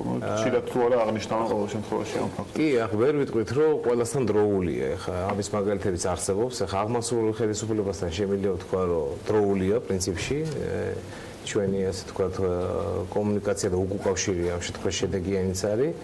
ეროვნულ ბანკთან მქონდა გარკვეულწილად ასე ვთქვათ მარტო ბიზნეს ასოციაციასთან არა, ალბათ საბანკო სექტორიც ხშირად ამბობდა ამას. კომუნიკაციის თქო ხარისხის ნაკლებობა, ვთქვათ არაჯეროვანი კომუნიკაცია. რამაც ალბათ ის შედეგიც დადო, რომ ვთქვათ მე ხდებოდა უკვე რაღაცა იმ ბოლო რეგულაციების გადადება, იმიტომ რომ პოზიციები ვერ თანხმდებოდა, ვერ ჯერდებოდა. დროც არ იყო საკმარისი ადაპტირებისთვის, ამიტომ გარკვეულწილად ეს პრობლემატიკა არსებობს. იყო შემთხვევები პარლამენტთან, რა თქმა უნდა, საკანონმდებლო კუთხითაც, სადაც გარკვეული ინიციატივები ისე დაჩქარებულად ხდებოდა, რომ ადაპტირების დროც არ არსებობდა ამისი, იყო თქვა აპელირება ევროასოცირების ხელშეკრულებიდან მომდინარე ვალდებულებებზე, თუმცა ეს არ იყო, ასე თქვა არ იყო აუცილებელი ამ რეგულაციების გატარება ესე სწრაფ რეჟიმში როგორც გატარდა. ერთს გავიხსენებ მაგალითად ავანსების დაბეჭდა. ეგები რომელიც წესით უნდა ამუშავებული იყო მომდევნო წლიდან, მაგრამ ვიჩქარეთ, ასე თქვა, სახელმწიფო მიჩქარა და ამუშავა ეს მეთოდი, ასე თქვა, უკვე დაახლოებით წელიწად ნახევარზე მეტია. ამიტომ ეს ალბათ ცოცხალი პროცესია, სადაც ორივე მხარე უნდა გავიზარდოთ, მე ესე შევაფასებდი. და ყველა მხარე რაც მთავარია, ერთ ფილოსოფიაზე უნდა შევთანხმდეთ, როგორც კერძო სექტორი, ასევე აღმასრულებელი საპარლამენტო ხელისუფლება, რომ ამ ქვეყნისთვის მთავარი ფილოსოფია ამოცანის დასახვა, თუ რა უნდა ამ ქვეყანას აწერტილიდან ბეწერტილამდე როგორ უნდა წავიდეს, იდეა რა არის ამისი, შეთანხმებულები ვართ ზოგადად, რომ ეს ბიზნეს-გარემო არის მნიშვნელოვანი, ამისთვის ბევრი ინიციატივა კეთდება, ხელისუფლება ანონსებს ამ ყველაფერს, მაგრამ ამას რა თქმა უნდა თანხმდარი ნაბიჯები ჭირდება და ალბათ ამის დროც მოვა, მაგრამ ახლა გართული ამის ფორკასტი ახლა ეს და მთელი ის თემატიკა, რომელზეც ახლა დასაწყისში ვისაუბრეთ, რამდენად მოქმედებს და რამდენად მნიშვნელოვანი არის FDI-ის ზრდის შეფერხების ნაწილში. მონაცემები არ გვაკმაყოფილებს, მაგრამ რო არ გვაკმაყოფილებს, შეიძლება უკეთესიც არ იყოს ჩვენთვის დასაკმაყოფილებელი, ეს სხვა თემა არის. რეალურად ის საკითხები, რომელიც ადამიანებზე არის დამოკიდებული და არა დროზე, რომელიც ხშირ შემთხვევაში ბევრი საკითხის გამწყვეტი ხდება ხოლმე. რამდენად მოქმედებს სწორედ უცხოური ინვესტიციების ზრდის ნაწილზე. FDI-ს თუ შევხედავთ, საკმაოდ ასე თქვათ არ არის სახარბიელო სიტუაცია, მეორე მესამე კვარტალს თუ შევადარეთ, დაახლოებით მესამედიც კი არ არის, რაც დაახლოებით წინა წლებში ასე თქვათ იყო. თუ არ ვცდები 700 მილიონ დოლარამდეა ჯამურად აკუმულირებული, რაც ამ ქვეყანას შემოსულია პირდაპირ უცხოური ინვესტიცია, როცა შარშანდელი წელი იყო 1.9 მილიარდი, ანუ ახლა შეგვიძლია თამამად ვთქვათ, რომ იმ ციფრზე საქართველოს ვერ გავა, ეს გამორიცხულია. აქ ალბათ ობიექტური მომენტებიც იყო და გარკვეული პროექტები გაჩერდა და ან დასრულდა იყო ამ საერთაშორისო ან რა თქმა უნდა BP იყო ერთი და ასე შემდეგ. თუმცა ეს ხო ასე ვთქვათ, განჭვერდადი იყო, რომ ეს პროექტი დასრულდებოდა. ხო, ანუ ყველა იცოდა, მათ შორის სახელმწიფო უწყებებმაც, რომ ეს პროექტი დასრულდებოდა და საჭირო იყო უფრო აქტიური მუშაობა, შესაბამისად ხარისხის გაუმჯობესება, ალბათ არ ვიცი, საერთაშორისო ვიზიტები, შეხვედრები, რაც იყო წინა პერიოდში, მაგრამ როგორც ჩანს, არ აღმოჩნდა საკმარისი ეს მუშაობა. ახლა მთავრობის ეფექტურობას თუ ამ ნაწილში შევაფასებთ, ალბათ FDI-ის ნაწილში არ იყო ბოლომდე ესე თქვა ეფექტური. ბუნებრივი ამაზე იმოქმედა ასევე კერძო სექტორის გარკვეულწილად ქმედებამ, რომ არასათანადოდ იმუშავა თქვათ ინვესტიციების მოსაზრისად, ანუ ორივე მხარეა, ხო, როგორც სახელმწიფო მონაწილეობს FDI-ში, ისევე კერძო სექტორი. ორივე მხარეს არსებობდა პრობლემები. შეფასების ნაწილში თუ ეს თქვათ FDI-ის მონაცემები და რიცხვები არასათანადოდ შეფასების საშუალებას იძლევა, თქვენთვის რა იძლევა დამაკმაყოფილებლად შეფასების საშუალებას? FDI-ის გარდა? FDI-ის გარდა რიცხვები, მონაცემები, რომელიც ტურიზმი, უნდა აღვნიშნოთ რა, თუ ჩვენ შევხედავთ ციფრები, დაახლოებით 3 მილიარდია დოლარში. აქ ნამუშევარი რაში გამოიხატება მთავრობის კერძო სექტორს არ გულისხმობ ოღონდ. ნუ აქ ეხლა მარტო კერძო სექტორი ეხლა ამ წარმატებას ვერ მიაღწევდა თუ სახელმწიფოს სტრატეგიაც არ იქნებოდა. მაგრამ რეალურად თუ შევხედავთ, საკმაოდ დიდი ციფრია 10 თვის მონაცემით. პრინციპში ორჯერ მაინც აღამატება შარშანდელ ციფრს და ამ კუთხით დაბალანსება მაინც მოხდა, ანუ უცხოური ნაკადების შემოდინების კუთხით ამან გარკვეულწილად ერთ-ერთი მნიშვნელოვანი როლი ითამაშა, რომ თქვათ სავალუტო ნაკადების და რემიტანსების ზრდა იყო 2018 წელს, რაც ამ დარგვისთვის ძალიან მნიშვნელოვანია. აქ ისიც შეგვიძლია ვთქვათ, რომ უკვე მრავალი წერია ტურიზმი ყოველ წელს უფრო ვითარდება და ეს პროგნოზირებადიც იყო და ინერციაც უკვე დაჭერილი არის. კი, გეთანხმება. თუმცა აქაც ამ მიმართულებაში არის საკმაოდ მნიშვნელოვანი, ასე თქვათ, გამოწვევები, რასაც უნდა გაუმკლავდეს კერძო სექტორი და სახელმწიფოც შესაბამისი აქტივობებით. ჩვენ ახლა რაც შეგვიძლია ასოციაციის დონეზე ვცდილობთ, რომ სტრატეგიის დონეზე მივეხმაროთ, ვაყალიბებთ ამ სტრატეგიას, თქვათ, მუშაობთ გარკვეულ კვლევებზე, რაც ტურიზმის ხელშემწყობი იქნება. თუმცა ეს ფიქრობ ერთ-ერთი მნიშვნელოვანი დარგია ამ ქვეყნის ეკონომიკაში და ამ ითამაშოს ერთ-ერთი მნიშვნელოვანი როლი მომდევნო წლებში, რომ სათანადო ყურადღება ხელისუფლების მხრიდან ტურიზმის მიმართ უნდა იყოს, ასე ვთქვათ, მიპოვებული და საკანონმდებლო ინიციატივები და თქვათ სამთავრობო ინიციატივები ამ მიმართულებით უფრო მეტად უნდა გააქტიურდეს. რა ვუყოთ ერთ ესეთ მიმართულებას, რომელიც 4-ვეს კი არა, მე მგონი ყოველ ქვეყანას აწუხებს, როცა ერთის მხრივ გვაქვს კარგი მონაცემები რეიტინგებში და მეორე მხრივ ვერ გავცდით საუბარს მათ შორის ამ სტუდიაში, მაგრამ ამ სტუდიაში სხვა რა უნდა გავაკეთოთ, ალბათ უფრო მეტი უნდა ვისაუბროთ და ღრმად მის მონეტიზებას საუბარი ინკლუზიურ ეკონომიკაზე. ირაკლი, თქვენი მოსაზრებით ეს მაინც არის ხედვის ნაწილი, ანუ ეკონომიკური პოლიტიკის, თუ რა არის გადასახედი საიმისოთ, რომ ლაპარაკიდან საქმეზე გადავიდეთ, რომ მართლა ეს რეიტინგები და მიღწევები, რაშიც პოზიტივი გვაქვს, ხელშესახები გახდეს თითეული მეწარმისთვის, მოქალაქისთვის, ადამიანისთვის. Doing business-ის საფულეში მოკლედ რული. ხო, მაგალითად. პირდაპირ მონეტიზაცია რეიტინგების ინკლუზიურ ზრდასთან მიმართებაში ესე მეგონი არსად არ ხდება ეს. ეს არის ინდიკატორები, რომლებიც გრძელვადიან პერსპექტივაში, თუ არა საშუალებადიანში, ალბათ დადებით გავლენას მოუტანს ქვეყანას და მათ შორის მოუტანს თითოეულ მეწარმეს და თქვათ ამ ეკონომიკის მონაწილე სუბიექტებს. თუმცა ეხლა უნდა ვთქვათ ისიც, რომ რეიტინგები მართლაც კარგი აქვს ამ ქვეყანას, ეხლა რაც კარგი აქვს და მთლიანად ეხლა ვერ ვიტყვით, რომ ცუდია. ხო, ეხლა თუ გადავხედავ ძირითად რეიტინგებს, ეხლა თუ ბიზნესს რო დავანებოთ თავი მე-6 ადგილზე ვარ, იგივე სახელმწიფო მდგრადობის ინდექსი არის საკმაოდ კარგი, ფრაჟაილ ინდექსი. ამ შემთხვევაში არის ეკონომიკური თავისუფლების ინდექსი საკმაოდ კარგი. ანუ ეს რეალურად ხო სიგნალია FDI-ზე როცა ვსაუბრობ, რომ უფრო მეტად ეს ქვეყანა ამ რეიტინგებით გახდეს მიმზიდველი. ხო, თუმცა აქ უნდა კითხოთ აუცილებლად ყველა კვლევაში თითქმის ეს უკვე წლებია გრძელდება, რამდენიმე საკითხი არის მთავარი პრობლემური, მათ შორის მაგალითად სასამართლო, რომელიც წლების მიერ ასე ვთქვათ, ასეთ რეიტინგში მუდმივად პრობლემურ საკითხად რჩება და ხშირად ხდება, რომ წინა წელთან უფრო ცუდი პოზიციები ხდება ხოლმე.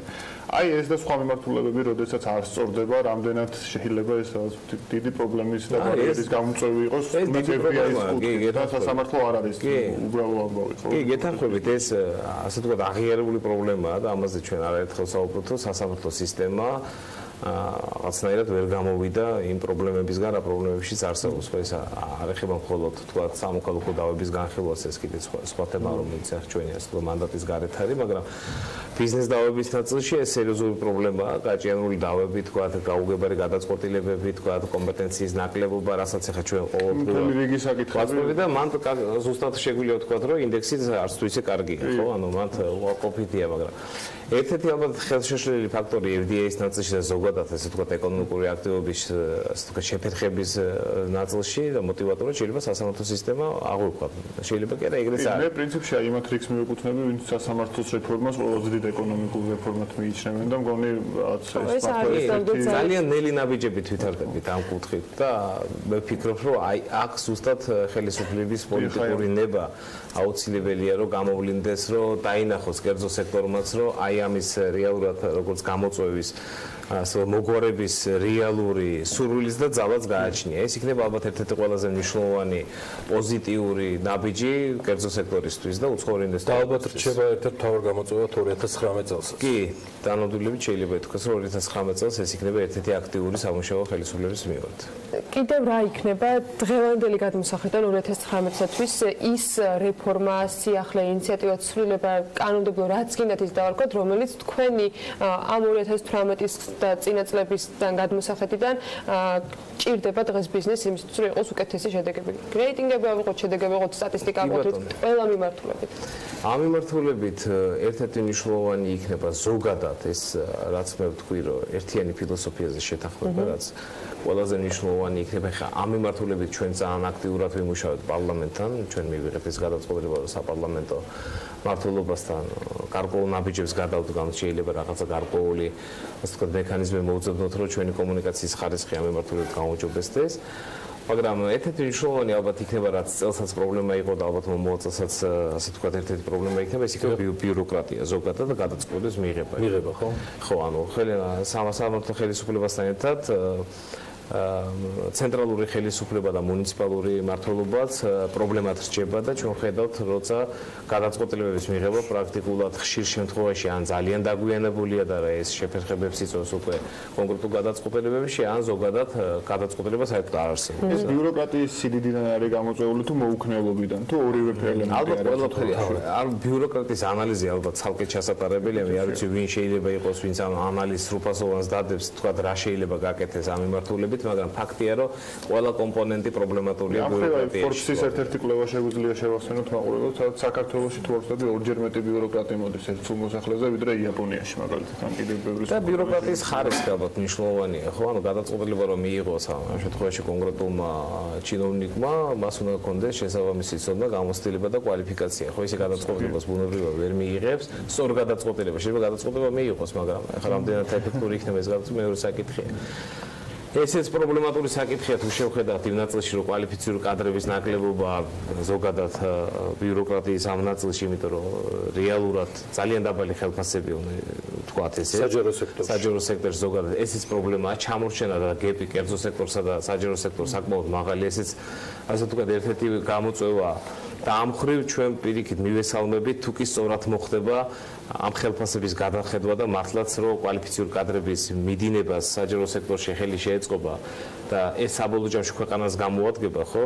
ამ კუთხით ჩვენ მხარს დაუჭერთ ხელისუფლებას და ერთ-ერთი ვიქნებით, ვინც ვიტყვით, რომ ეს მნიშვნელოვანია, მაგრამ იქ კიდე უამრავი სხვა პრობლემაა, თქვა, რა ისი გადაწყვეტას, თქვა, ტექნიკური საშუალებები შეიძლება, სისტემური გადაწყვეტილებები შეიძლება, რაც საბოლოო ჯამში უფრო მოქნილს გახდის სისტემას, რაც კერძო სექტორს მოემსახურება. იგივე თქვა უამრავი ამის მაგალითი არსებობს ესტონეთში, თქვა ბალტიის სხვა ქვეყნებში, სადაც ეს მარტივად გადაწყდება, ბიუროკრატია შემცირდა და მისი ეფექტურობაც ტექნოლოგიების გამოყენება გაიზარდა. ხო, ანუ ამ ხრივ გარკვეული ინვესტიციები სახელმწიფოს გასაკეთებელი იქნება ცალსახად, რასაც ჩვენ მაქსიმალურად ხელს შევუწყობთ. მომავალ წელს ერთ-ერთი მნიშვნელოვანი გამოწვევა იქნება საპენსიო რეფორმა, რომელიც უნდა ამოქმედდეს და სულ რაღაც რამდენიმე დღეს წინ ჯერ მხოლოდ სატესტო რეჟიმში გაეშვება გვერდი და ანონსებული იყო მოსახლეობასთან შეხვედრა ინფორმირების ნაწილში, მაგრამ მოსახლეობის მიღმა ბიზნესი რამდენად არის მზად, იმიტომ რომ სახელმწიფოს ზუსტი აღრიცხვა იმასთან დაკავშირებით, რამდენის თქვა დამატება მოუწევს ამ ბიზნესი, რამდენს გადარიცხავს იგივე დასაქმებულების თუ თავისი 2%-იანი დარამატით, ჯერ არ აქვს. თქვენს ასოციაციაში ბიზნესს რამდენად მძიმე ტვირთად წარმოუდგენია, აქვს თუ არა გათვლები უკვე გაკეთებული, დაახლოებით რა დამატებითი თანხის გადახდა მოუწევთ? კი, ამობენ რომ არის გადასახადები, მაგრამ ფაქტია რომ ყველას გვიწევს რაღაც გადავიხადოთ და როგორ წარმოგიდგენიათ 2019 წელი ამ რეფორმასთან ერთად, რამდენად მარტივი იქნება ბიზნესისათვის? ხო, ну, აქ არაერთგვაროვანი შეფასებები მოვისმინეთ მთელ ამ პერიოდში, თქვა, სხვადასხვა მხრიდან. ჩვენ მე ხარ PG-ის მაგალითზე შემიძლია გითხრათ, რომ უამრავი შეხვედრა გავუმართეთ შიგნით და აი ისეთი მსჯელობები ქონდა ძალიან აქტიური. არავის რო არ უხარია, თქვათ, ზედმეტი ესე თქვათ, ტვირთის გადასახადი კლასიკური გარემო შეიძლება არ იყოს, ამაზე დააობენ კიდევაც, რომ ეს ამერიკაში შეიძლება გახდეს საკონსტიტუციო სარჩელის თემა, მაგრამ ზოგადად ახლა ტვირთის ნაწილში კი, მაგრამ ამას ახლა PG-ის უმრავლესი წევრები უყურებენ როგორც თქვათ სოციალური პასუხისმგებლობის ნაწილს, რასაც და ირთის მხრივ ხო, რომ ამ მიმართულებით ნაბიჯი უნდა გადადგას, ხო? ჩვენ მეტნაკლებად თანხმდებით, ახლა ჩვენ კომიტეტი ჩავატარეთ, როცა ვერ თანხმდებით, შიგნით და აზრი განსხვავებულია და ესეთი შემთხვევები ძალიან ბევრი გვაქვს.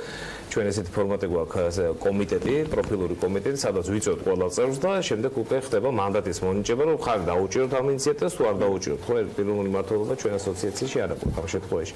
ამიტომ ამ მიმართულებით ჩვენ მხარდაჭერა გამოვაცხადეთ. ახლა რაც შეეხება გათვლას, ეს გათვლები ცალკეულ კომპანიების ჭრილში შეიძლება გაკეთებულია, თუმცა მე ეს სურათი არ ამაქვს.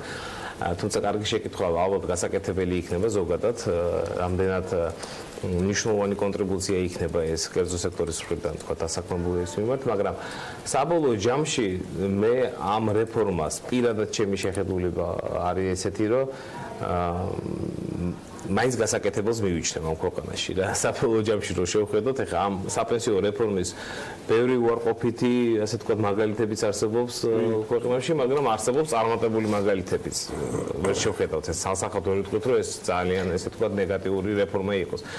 ზოგადად თუ იმ თავით თუ აღიარებთ, რომ ეს იქნება წარუმატებელი რეფორმა, ну მაშინ ზოგადად უნდა გამოვიდეთ ყველაფერი ნებისმიერ ასე თქვა რეგულაციის წინააღმდეგ, რაც ასევე მართებული არ იქნება, გონივრულ რეგულაციას გულისხმობ შემთხვევაში და გონივრული, თქვა, გადაწყვეტილებას, მაგრამ ამ რეფორმას დადებითი უფრო მეტი ექნება გრძელვადიანი ლარის დაფინანსების კუთხით, ეს შემიძლია სასახავ თქვა, რაც საბოლოო ჯამში ქვეყნის განვითარებისთვის გრძელვადენ პერიოდში იქნება სასარგებლო.